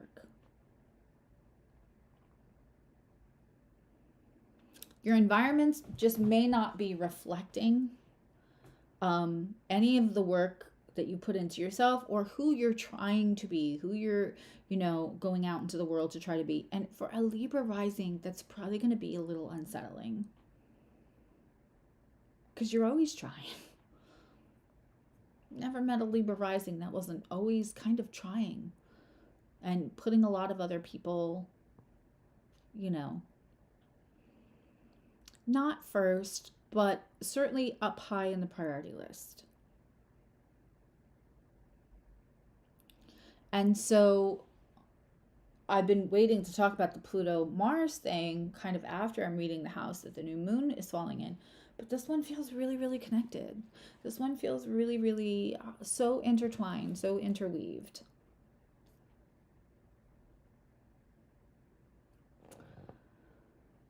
In that new moon, in that second house, yes, new resources, shared new resources, looking at somebody who you trust implicitly, new sources of income, but also how do you want to be held in the world, and how do you feel held in the world? Wanting to be and feeling, right? The two sides of the scales. Deep diving. And again, kind of like what I said for the 5th house, kind of like what I said for the 7th house.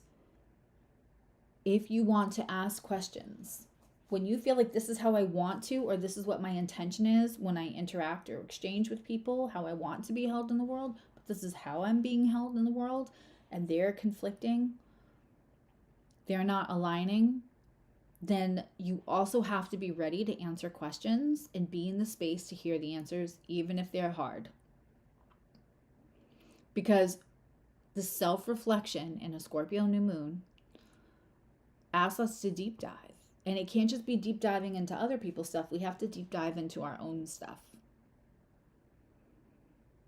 So if you're ready to hear it, only if you're ready to see it, this would be a time where you could get answers so that you could be held in the world the way you want to be, and not have to feel like that's in juxtaposition all the time. Because I know you're trying. You're a Libra rising. I know you're trying.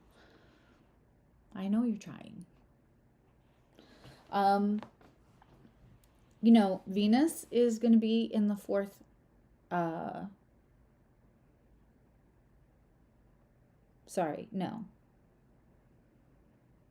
Venus is going to be in that 3rd house. Getting support from siblings, from close friends. Also, possible romance coming up from somebody like that you grew up with, that you had on your friend zone. Or like unlikely, or everybody was in, if you're older, this could be like you were in relationships and it just wasn't possible. And so old friends, like high school, junior high, elementary school friends that like it was never on your bingo card to be in a relationship with them. If that's something you're looking for, that could come up. Meeting somebody through a sibling, but also, attracting money through manifestation and writing. Perfect time in a new moon for lovely Libra rising. Okay. Scorpio risings. Usually we have a ton. I don't know. I'm trying to look through. Oh, Tina's got the new badge, the 1-year badge also. I'm not sure that we have any Scorpio risings in this chat. We have quite a few Scorpio risings in our community. I don't know that any of them are in this chat, but Scorpio risings, the detective with your eyes, and what big eyes you got to have. That's I'm old. That's Bugs Bunny. If you don't know, it's the best Bugs Bunny episode ever. It's the Red Riding Hood one. Go look it up on YouTube because you can't find it anywhere else. You're welcome. It's funny as heck. Scorpio risings. This is happening in your first house. While you are always deep diving, you are always the detective, you always do your research, it's all about you right now. How do you want to reset? How do you want to reset your life? Scorpio new moon comes in. There you go. There's one of mine, Rose. I wasn't sure if you were still in the chat.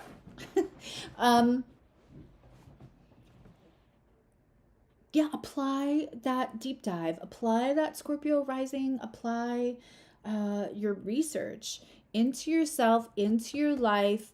And, you got Taurus on that 7th house.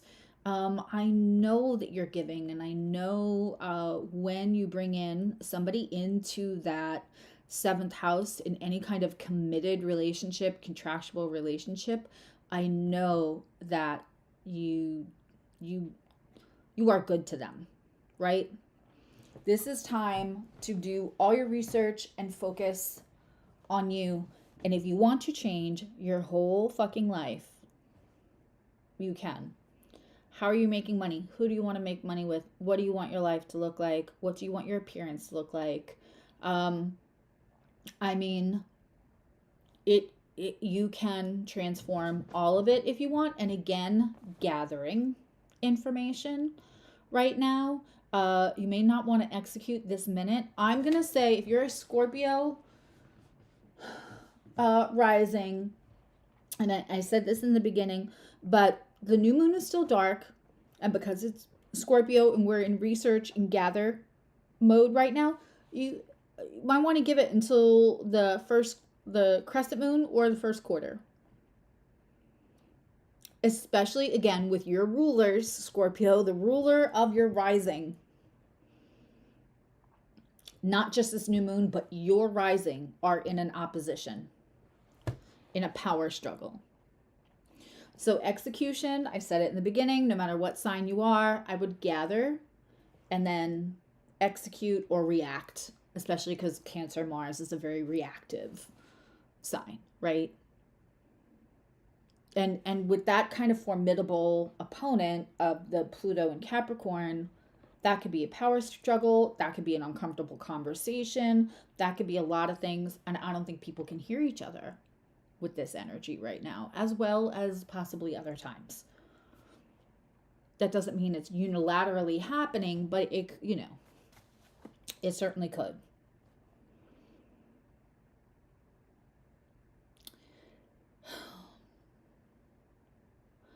How you let money be of service to you could really be on deck here for you.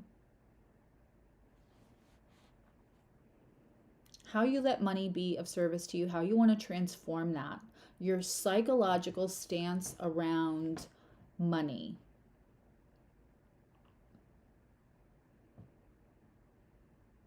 And how it supports you in your life.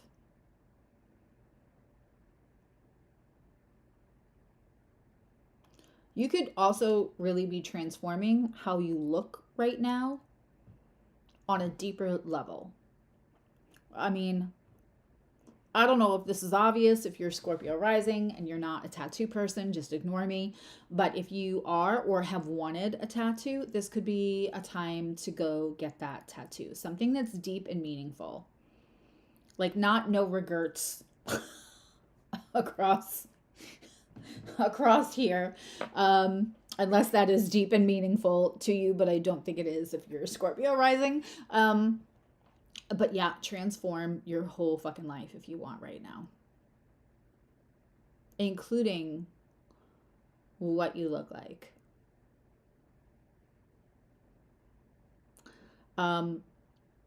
Mars and Pluto are in the 9th and 3rd, respectively. So you've got a 9th house Mars and a 3rd house Pluto. Again, this is almost similar to that Gemini rising, where you're going to have what's antiquated. Where's the power struggle? Is there too much power in what I was taught early on compared to where I want to go, how I emotionally believe now? Is there conflict in that? Does that not sit with me better? Does it not sit with me in a way where I can feel restful? And Scorpio risings are not really about feeling restful. They're always kind of moving. They just might be moving in front of your eyes.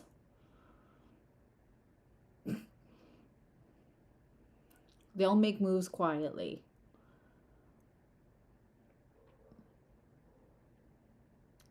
And if people's belief systems right now are really getting on your last nerve and you feel in some way it's hurting somebody else that you care about, like if somebody is like, their belief systems in some way harm someone else that you care about, again, give this a couple of days.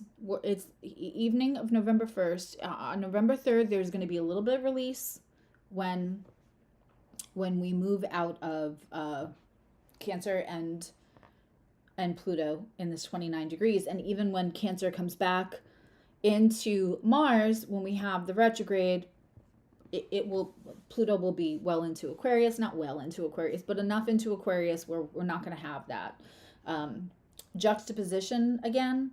And even when we have it again, it'll be in fixed, right? When it's in, let's say, 2 degrees of Aquarius and we're out of the Mars retrograde and it starts to work its way back to Leo, when Leo and Aquarius at a couple of degrees, it's not the same as 29 degrees and it's not the same as a cardinal sign. So when I say this too shall pass, I mean it. And Lori Rivers was saying, she is actually a Scorpio rising and very good at her research. She's amazing. But she was saying she was looking, and not for the last couple of centuries has she ever seen, Pluto in a cardinal sign at 29 degrees in a opposition of Mars like this. The last time Pluto would have been in a cardinal sign would have been Libra.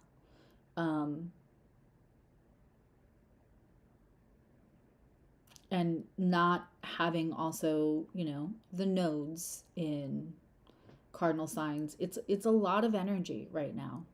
And Scorpio feels it and feels it intensely.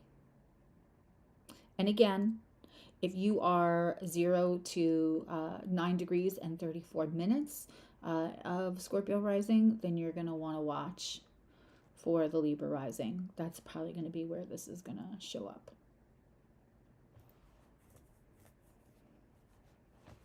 This is a big, for Scorpio, this is remaking your life, and this is really examining all the belief systems and deconstructing, as Scorpio likes to do. We have a Scorpio moon in the chat that said, I'm going to read her comment.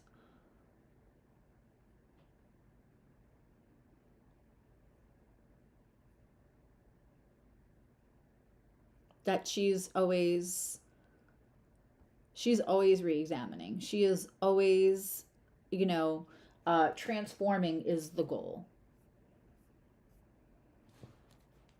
This is right on deck for you, and it's full service, this new moon for you, Scorpio, because it's everything you want it to be. It can be, and you're not afraid to look under the rock, you know. This is also gonna put Venus in your second house. When I tell you, if you want to change your relationship with money and how that serves you, instead of like how you're a slave to money, that is right on deck for you. And with Venus in your second house, attracting new resources may find you. I mean, and it's a new moon, right? You know, ask for it. Don't forget, we have this Plutonian energy, and Pluto will drop truth in your lap. As a Pluto rising, it's pleasant and unpleasant at times. But Pluto will help you to find and attract. Pluto also is very magnetic. And so with this new moon in your first house and that Venus in the second, new streams of income are definitely on deck. Okay. Sag risings. Do I have any in here with your good laughs, your hearty laugh? Sagittarius Rising is happening in your 12th house. Sag Risings, you're already very like psychic AF. You're having a new Scorpio moon in your 12th house.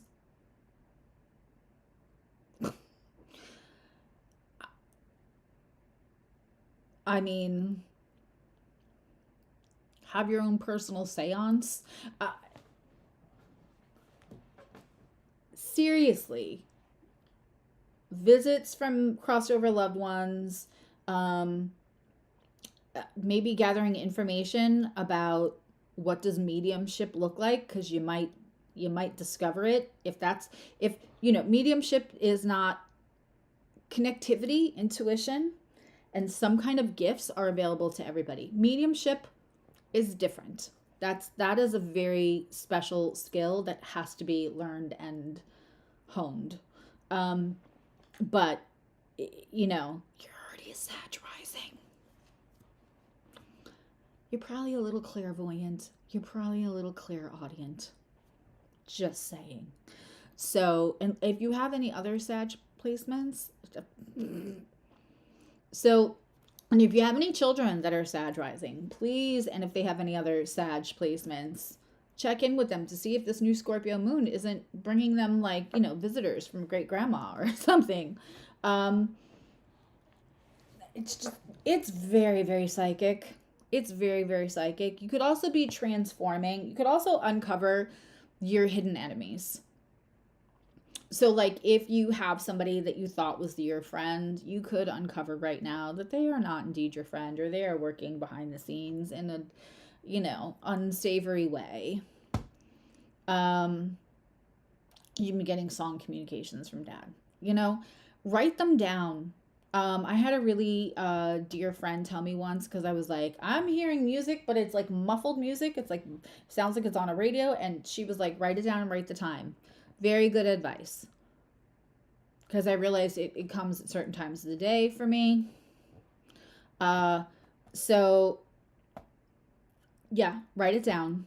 But this is just hella psychic, hell of experiences. Don't ignore them, don't ignore them, don't ignore them. If anything, peek into them. So like if you feel like you hear a person's name or you see a person's face or whatever, go into your ancestry and see who that might be. Find somebody that teaches mediumship. And because it's a Scorpio new moon, Sag, even though that you trust everyone, Sag rising, right away, you have like great hope and positivity, and I love you for that. Vet your teachers, especially spiritual teachers right now, because it does not require certifications the way other things do. Vet them. Find a legitimate, ethical mediumship person. You know, start on YouTube for free.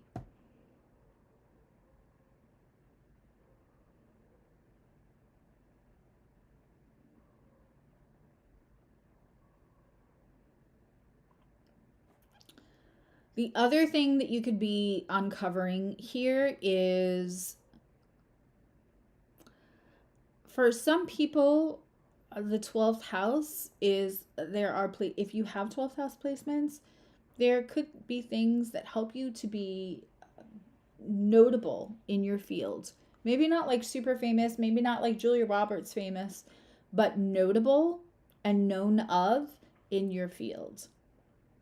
If that is something you crave and that you want, I would be looking into like starting the journey in the pathway and examining how you get more visibility to kind of journey out of that 12th house, if that makes sense. That feels like a whole other video, but for sure, Sagittarius.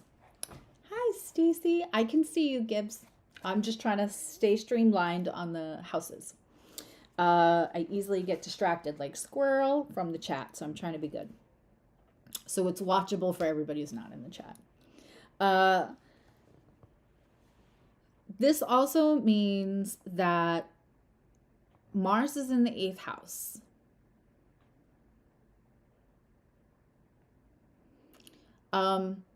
Careful, this sounds crazy, but careful of like UTIs and just inflammation issues anywhere in the reproductive areas while Mars is transiting your 8th house.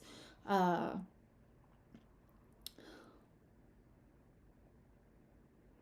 don't like fear mongering and I don't like upsetting anyone, but at this, and I know you're like Sag risings are so great. You could feel a little betrayal right now, and it could be hurtful. I would get all the information for 2 reasons. One, Sag, like Pisces, because of Jupiter, can live a lot in that 5D area, right? In the ethers. And you want to make sure the information that you're going off of is solid. The betrayal could go one of 2 ways. There could be somebody who feels like they're losing power, especially over your money. If there's somebody that benefits from you monetarily, and someone else is maybe talking sense to you about that, it could look like the betrayal is coming from the person trying to have your back when it's the betrayal of the person who's trying to keep the power, if that makes any sense. But there could just feel like there's a betrayal in trust and intimacy right now. And again, don't just gather information right now. We're not reacting to that. Venus is in your 11th house. That is great for is in your 1st house. That is wonderful for, I mean, if you want to go get the haircut, if you're going to have a glow up right now. You're in glow up season. When Venus is running through your 1st house, it is glow up season. But that's also going to help increase your self-worth, and we're going to take that into the 2nd house, right? With us. This is also a great time to understand how you yourself, how you present, um, carries worth and may be monetizable. Sag risings. Because sometimes you guys are a bit humble on that front. You understand the depth and everything else that you can offer, with all the other parts of you, but you may be good. You may have a trustworthy face, and the company might want you to be, somebody who runs meetings because they feel like people will listen to you more. You may be attractive, and people feel like people will listen to you more. There may have something to do with your appearance that increases your value, either monetarily or in another way, and don't sleep on that. Okay, Capricorn. This is happening in your 11th house. Capricorn Risings, new moon, 11th house. Arguably one of the best places to have a new moon, right? Whenever I'm doing solar returns and I see that somebody's moon or sun, and I just got to do a solar return where both were in the 11th house, I was like, that's fantastic. Love that for you. So when we're having a new moon, which means the moon and the sun, the luminaries, are both in the 11th house, this could feel, of all the places to have Scorpio, this could feel like it creates depth in the community, and it could feel kind of the lightest. I mean, it is a new moon, but again, we have the rulers of the new moon in an opposition and a Scorpio new moon, so it's a little intense and sometimes a little dark, because we're uncovering things and things are unsurfacing, and sometimes that is uncomfortable. But this is a really kind of happy, fastidious place to have it. You could be uncovering also.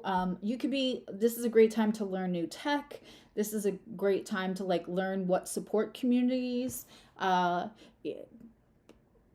If you're in a position where you really need support, this is a time when you could find, say you're working and also taking care of a loved one at home who's not doing well and needs care. But you're running out of steam, you're running out of time, you're running out of sleep, you're running out of finances. Tapping into some kind of community thing where there's something you're already doing and you can contribute to that, and then maybe you need meal prep, or you need somebody to go shopping, or tapping into resources, but going to look and discover resources that aren't well known. It's a great time for that. And that's, as we move into Pluto and Aquarius, cooperatives are just going to be on deck, working that way. It's very, what was his name? The doctor from Little House on the Prairie, and people used to be like, he would fix their broken ankle and they'd give him a bushel of apples. And I'm not saying that you should make sure, especially Virgo Risings, you're always getting paid for your work, but in one way or another, but we're going to be moving into more cooperatives. Pluto's going out of Capricorn. And so this is a time to go really looking, and that affects more of us than you think. Going to go look at resources that you don't realize exist. This could be maybe you've been having problems, right, with Mars running, Capricorn Rising, with Mars running through the 7th house. A lot of people are experiencing discourse with committed or contractual partnerships. That could lead them looking for new jobs. That could leave them looking for new places to live, right? And so this Scorpio new moon could and will hopefully inspire you to go deep diving and finding resources, finding out, somebody's mom needs help, or somebody has a room over their mother-in-law apartment, or or looking at an Airbnb instead of a rental property. There are going to be alternative solutions, and that's sometimes hard for Cap Rising, because Cap rising can kind of depend on things just kind of being the way that they always were. And the stability of that makes them feel more secure at times, and they want to be seen as stable. And so then things that look kind of new or different or unique can sometimes they might be a little feel like that's less advantageous. Go gather the information regarding all of that. The other thing that we can reset in that 11th house again is our understanding of technology. And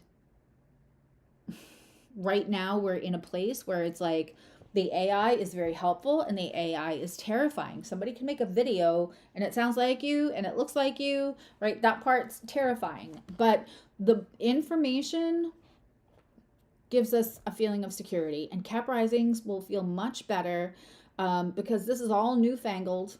And I know it sounds crazy, but finding out all, like, getting as much information, because fear breeds, ignorance breeds fear. And so moving into this new stage of life that we're all going to be, listen, Jupiter is in Gemini. There are cars being driven with no driver. I have a 10th house sun. Am I getting in it? I have Pluto on my ascendant. Am I getting in that? Probably not. Do I want people I love getting in it? Not. But there's probably people taking very safe rides with somebody driving and there's no driver, and there's driverless cars now. This is the world we live in. So the more we study it, and especially for Cap Rising, again, with those traditions, it's going to be helpful to you. You have the rulers of this new moon in the 7th. And Pluto is either in your first house or it's possibly kissing your ascendant. While you're experiencing the new moon, truth about your friendship groups, truth about community and everything are on deck. That truth is going to find you. You won't have to look very hard, especially if that Pluto is near your ascendant, Capricorn Risings. The power struggle, again, Mars going through your 7th house, you could be experiencing some discourse with people you considered partners that are contractual or committed.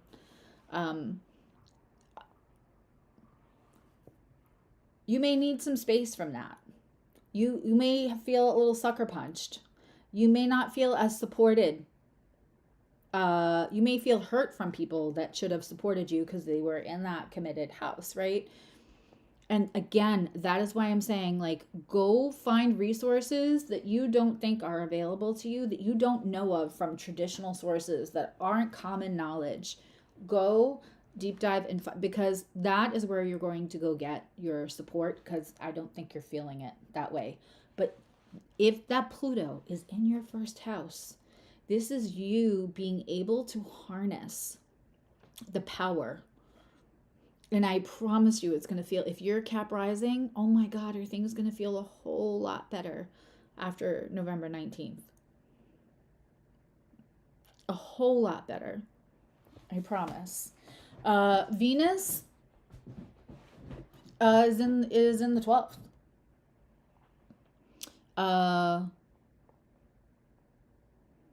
And that is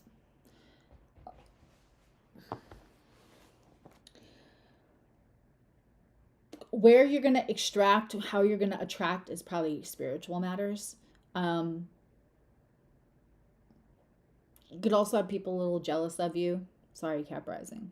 I know you're already experiencing like shit from your committed relationships. And now I'm like, well, people might be a little jealous of you and maybe making moves that aren't benefiting you. But also, if you are feeling a little off, a little not yourself, I promise you, Venus will move into Capricorn, into your first house, and it will be your time to have that glow up. Please don't feel permanency being run by Saturn and that father time. Please don't feel permanency in any kind of loss of self-esteem or self, or not feeling understood right now. It's going to pass, and it's going to pass soon. Like, give it a week. And if you're feeling that way, leave me a comment. I promise I will comment back. And I just want to send all of you a big hug. We're almost done. Aquarius, this is happening in your 10th house. New moon in your 10th house. Please check out wherever it is that you work or how you work. If you work for yourself, if you're an entrepreneur, whether you're working for somebody else, please go check the resources, and also, go see if there's some kind of way to get a raise or a promotion or create a new, hey, listen, I noticed that we're losing productivity in this area because there is no liaison between this department and that department. I volunteer as tribute. Go make a position for yourself. Go research what that company needs, what your company needs, and you can literally go make that position for yourself right now with this new Scorpio moon. You go gather the information. You go make the power play. It's the 10th house.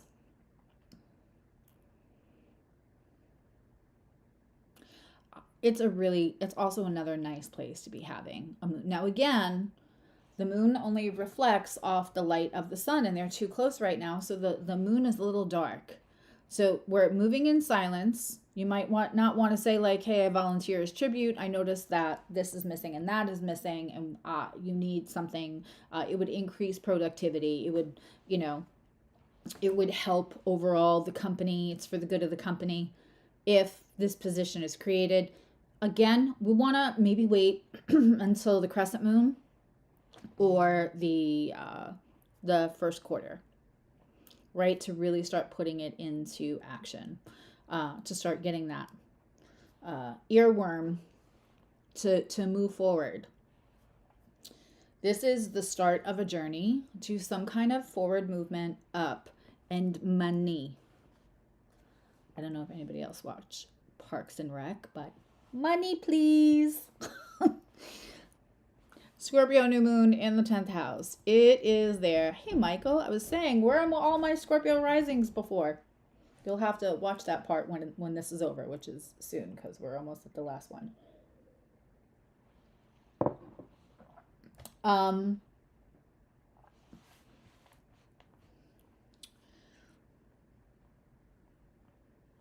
If you have any unresolved issues with authority figures or with your dad, this could be when that is brought to the surface, whether you go looking for it or whether it finds you. And again, Scorpio energy wants to look under the rock. It wants to examine. It's ready, right? It's a phoenix. If you are an Aquarius rising, but the rest of your placements are a little less like, let's cut and see if it hurts energy, if you go looking, you want to have support in place to help you process whatever it is that you find. And again, in a Scorpio new moon, when it's dark, your intuition probably knows what you want to go looking for in any of these houses. Trust it, but have the support in place. Have the support in place. For sure.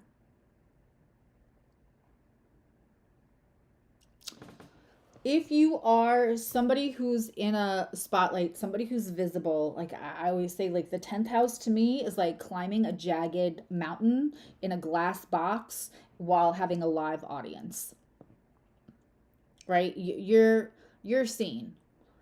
So it's very interesting to have the juxtaposition of a new Scorpio moon, which would rather kind of like operate under the surface, like the iceberg, in a very, very visible house.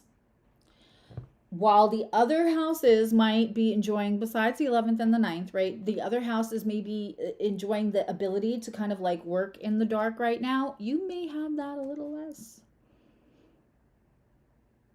My lovely, brilliant, intuitive Aqua Risings. So just keep that in mind. if you're uncovering, make sure if somebody else wants to go then uncover, like we say that on TikTok all the time, right? Like if you're uncovering something about somebody else, if they want to go make, you know, if they want to, again, we have the rulers of this new moon in opposition in a power play. So if you go looking in the 10th house for whatever you're looking for, whether that's work stuff or dad stuff or power, like somebody who's got authority over you, you may find that they want to go looking too. So you want to make sure your side of the street is clean or scrubbed or whatever before you go unearthing anything. And that's what I want to say to the 10th house. With Aqua Rising, that Pluto is going to be in the 7th house, and you're going to have Mars. Mars is in the 6th and Pluto in the 12th. So again, Pluto in the 12th, hella psychic, truth everywhere. So like, it may be hard, and again, 6th house, like Mars, you could have people at work that are kind of ouchy with you, but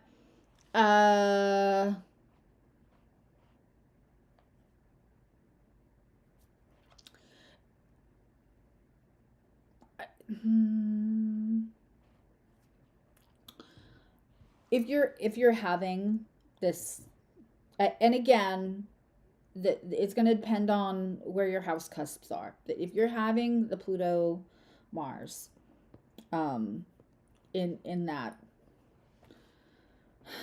house access, you are going to just know things without having to have anything in front of you. It may not serve you right now to execute that. Sit with that information, let it process. There is great evolution, but it's quiet evolution for you right now, Aqua Risings, and you're okay with that because like you are the researchers. You don't need to have center stage in the limelight for like every little thing that you find and understand and know and discover. Depending on your other placements, it's like the Pluto in the 12th is so good, but then Mars in the 6th. Mars in the 6th can be inflammation. Mars in the 6th can be health issues.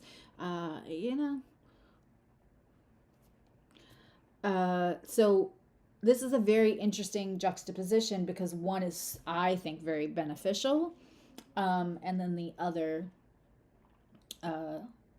can be a little challenging. Mars in the 6th house, even though it's in its joy in the 6th house, joy. Which does not make sense. Some of the old stuff does not make sense to me. That is one that does not make sense to me. But if you are having, if you have especially that 29 degrees of Cancer through 17 degrees, and that's all in your 6th house, we're going to be very careful with you. Kid gloves, bubble wrap about inflammation for the next couple of months. Please, please, please do that for me.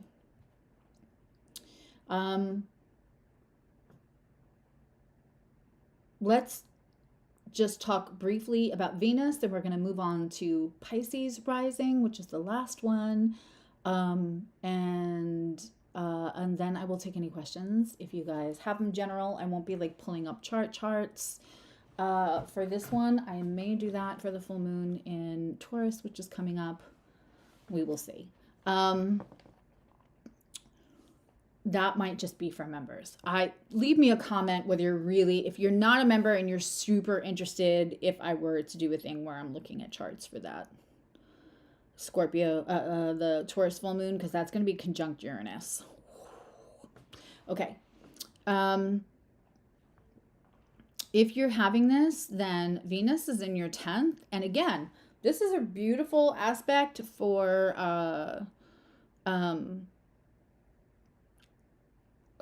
any kind of raise, Bye, Gibbs. Any kind of raise. Venus in the 10th could be a lot of like public notoriety. Venus in the 10th is attention. You could look good to like everybody too. But absolutely, there's promotion, whether you want to give that to yourself or, like I said, you know, this is also an aspect where you could maybe go create a position for yourself, but there is value in you in a public way, and make sure you're paying attention to that. Okay, last one. Pisces rising, my lovely, lovely Pisces. This is happening in your 9th house. You know, so there's going to be a concentration and detective work on beliefs. You could really, these incredible Pisces people. Now, if you are 0 to 9 degrees and 34 minutes of a Pisces rising, so like, you know, 0, 1, 2, 3, 4, 5, 6, 7, 8, 9, up to 34 minutes, you probably want to apply everything that I said to the Aquarius reading for you. But if you're after that, this could be gathering information to go see, to go do some higher learning, whether that's certification, whether that's school, whether that's degree. This could be learning a whole new religious philosophy. This could be deconstructing, because it's Scorpio, giving a death to an old religious philosophy. It's like the 9th house is so deep and so expansive. And then Scorpio is so deep and transformative. And you kind of have the marriage of that here. And it's,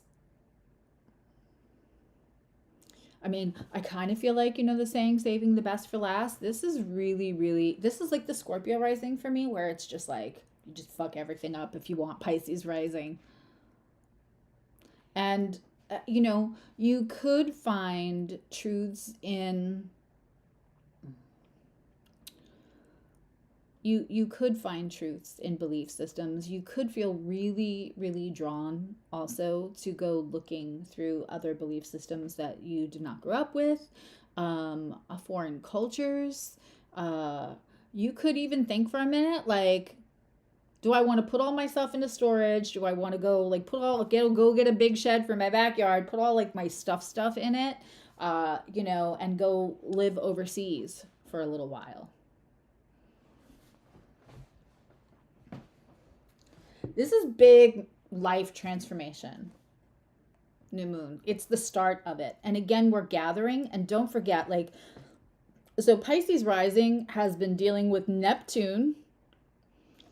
Pisces has been dealing with Neptune in its sign for 14 years. And Saturn's been in there for, what, a year and a half now. And so you're already experiencing 2 intense energies, and now here comes Scorpio moon going, let's gut everything and let's burn it all down to the ground and start over, and let's start with your belief system so you could build up like in a core way. Rebuild brick by brick. And while they're both water signs, those are very different energies, right? Pisces and Scorpio in that way. And we also have, like I said, now the Cancer Mars, and in that 5th house, and Pluto in the 11th. And, you know, that's also creating this like explosive power play energy for Pisces.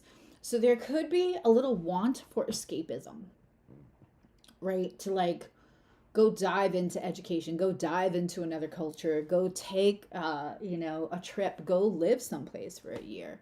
You know, hey, Sparklemint,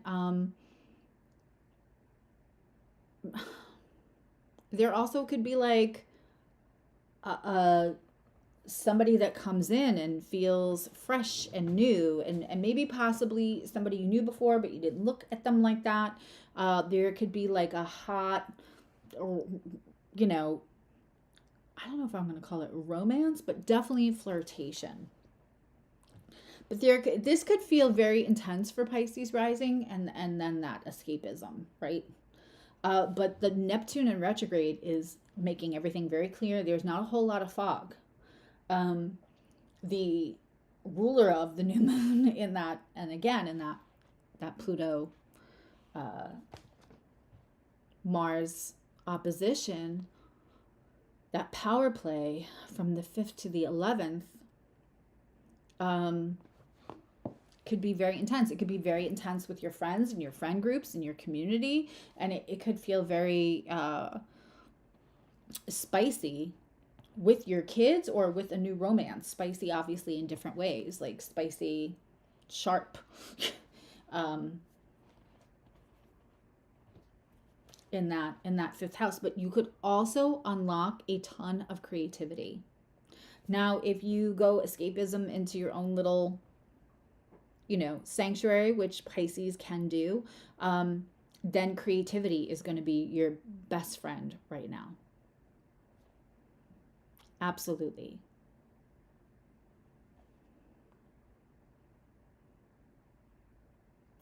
It's a beautiful new moon. For Pisces, it's also intense because it's just been intense for them. So this could feel like a buildup. And again, a new moon is an ending and a beginning at the same time. So right now, rather than reacting, gather your information and figure out whether that escapism could express in a way where you're still able to kind of take a look around, where you're still able to like look under the rock, where you're still able to like burn things down and build them back up the way the Scorpio moon energy may feel like it's pushing you to do when you're like, I don't know how I feel about that. Figure out if there's a way for that escapism to be less extreme, because the buildup would make you want to have an extreme reaction. And then certainly depending on where your Pisces rising is and how close it is to that 29 Cancer Mars, this could feel really built up. Like the higher degrees of Pisces could just feel like this is a fuck that shit moment, And again, if you're feeling that way, please leave me a comment. Have support, especially Pisces rising who have been dealing with the Neptune and the Saturn, people who are having Saturn returns. And it's okay to deep dive and go inward, but have a plan to climb out. Have a ladder. Have an extension ladder to climb out of that, so that the escapism doesn't compound any kind of, building up of this energy that you may be feeling. Again, depends on your placements. Venus for you,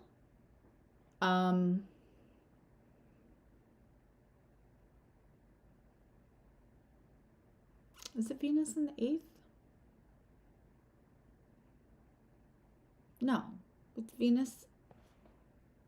Why did I lose my way? Everything I said about Venus in the 10th, that applies to you. That applies to you. When I was talking about Aqua Rising, your Venus will be in the 11th. So you will have attraction towards like community, large groups will like you.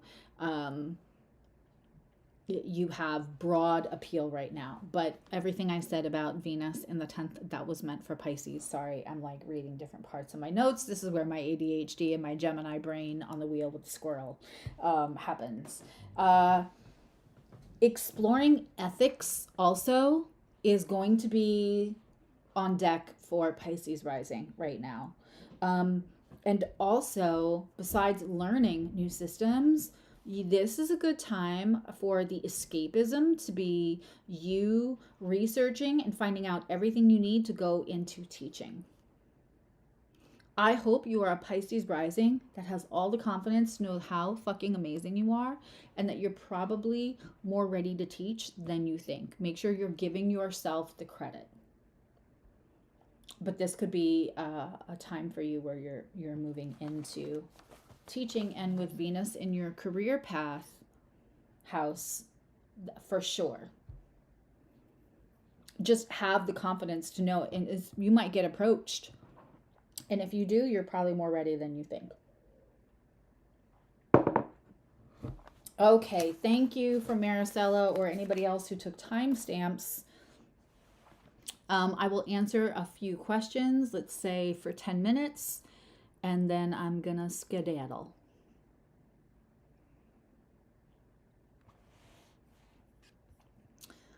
Does the chat have any questions? We'll move that.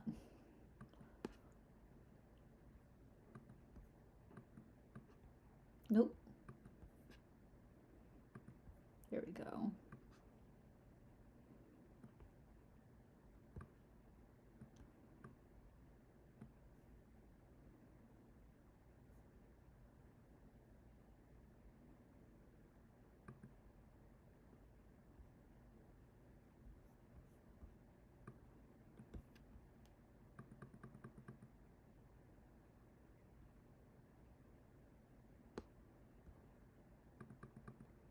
There we go.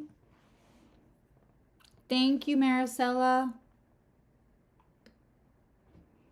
Do we have any questions in the chat about this new moon? And you could ask me, like, if my sun is in this, you could ask me like general questions. I can't pull up charts right now. But that is something I absolutely do in membership.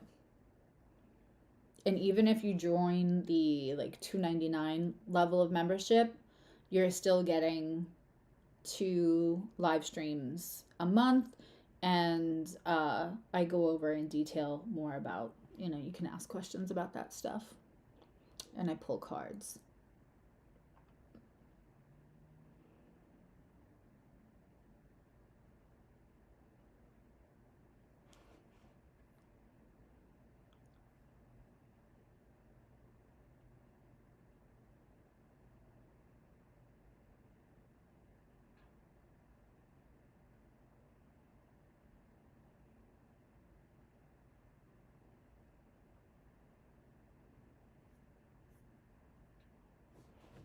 I was just reading through some of the comments and questions. I'm going to give it like another minute because I know you guys are typing and there's a delay. So just a reminder. Also, I left the sale on, and then, I do respond when people email me. So somebody said, could you just wait 2 days till I finish paying all the rent and everything else? So that sale, it's on my website. As soon as it's been running a while. Those prices are slashed, and there's even like a really inexpensive 15-minute reading. But those will be, today is the 1st, probably by Sunday they'll be gone. That sale will be gone. So if you were thinking about grabbing a quick reading, those will be gone by Sunday. And also just a reminder that I'm coming back to Fridays. The first Friday of every month will be a public live, and the rest of them will be for membership. I will also be going live Saturday morning. So if the first Saturday is also a public live, and I'm doing that because I want the people that are on the other side of the world and people that like work late on Fridays to be able to have access to live streams as well.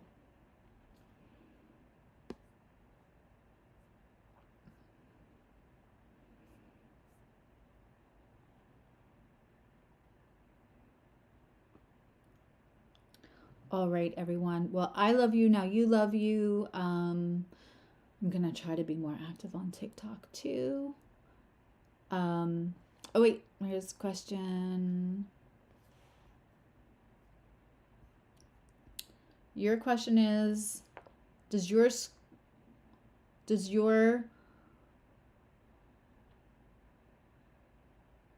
Yeah, if you're early degrees of anything, it could be in a different house. Okay. Also, some people have just huge houses, like our Annika, who's in Sweden. She's so up north. So whatever house I say, it's never the right house because it depends on the size of your houses. I have a question. Does your Scorpio moon be the new moon? Could you rewrite that? Because I'm not sure I quite understand. What degree is your Scorpio moon? Again, Tina? I've been having so many problems with the software on this computer. We had to upload it to a different computer. It's 10 degrees. Yeah, so this is happening on your new moon. Absolutely. The new moon is happening on your moon by minutes, not even a whole degree. So you're gonna feel this, and also this is probably gonna like pull up deeply. I mean, I know you're an examiner and I know you very well, but this could surprise you and pull up some emotions that maybe you either thought you already resolved or they're just going to come up again and you're going to examine them. Yeah, I was going to say it should be in your 9th house, Maricela, as a Pisces. Okay. Oh, your Scorpio 9th house is at 21 degrees. Okay, yeah.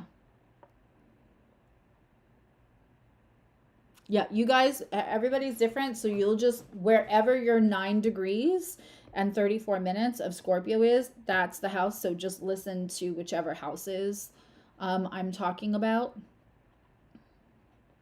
And this is also why when like somebody random is like on TikTok or even YouTube and they're like, oh, Gemini, this is happening. And unless it's Gemini Rising, and it doesn't even matter, you could be Gemini Rising. And it could be happening in a different house than I'm saying either one of your house choices are, because houses. Any advice for Virgo Rising?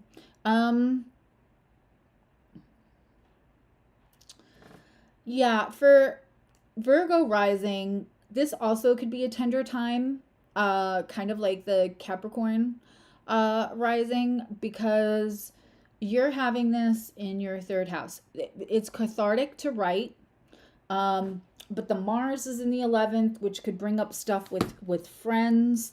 You could be transforming a lot in your 5th house. There could be stuff going on with your kids. And then on top of it, we have that new, so you could be discovering things about like friends, neighbors. There's also, this could be a time to like repair and reset things with friends, neighbors, siblings. But it probably feels a little ouchy in that 11th house and possibly your 5th house, which are important. Those are our friends and our children. I mean, I think those are our go-to people, right?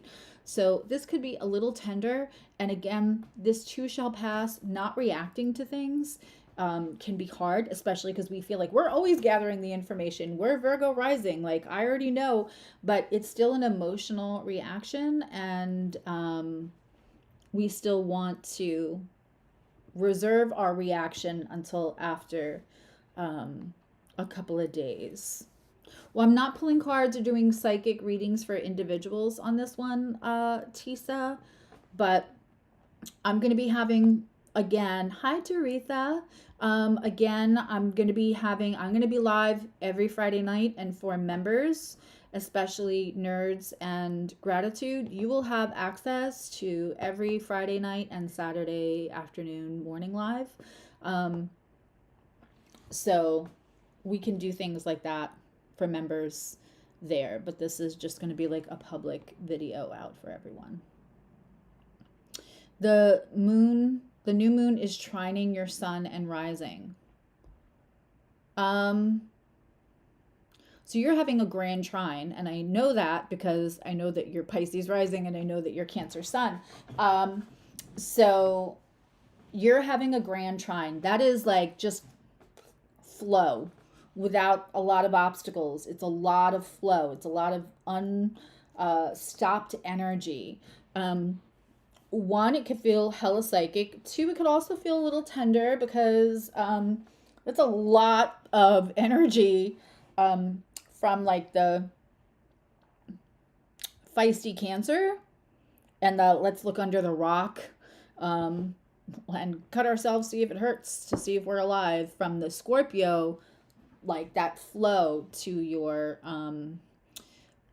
rising, which is a little more tender and a little bit more gentle. So I would say that I would have good snacks, good movies to watch, and maybe expect things to be like emotionally tender tonight, tomorrow. It could just feel like a lot. It can feel like a lot, but it also is a great time to like, practice everything that you're learning for your gifts right now. Use that as the thing you want to occupy your brain with instead of just sitting in any kind of tender feelings.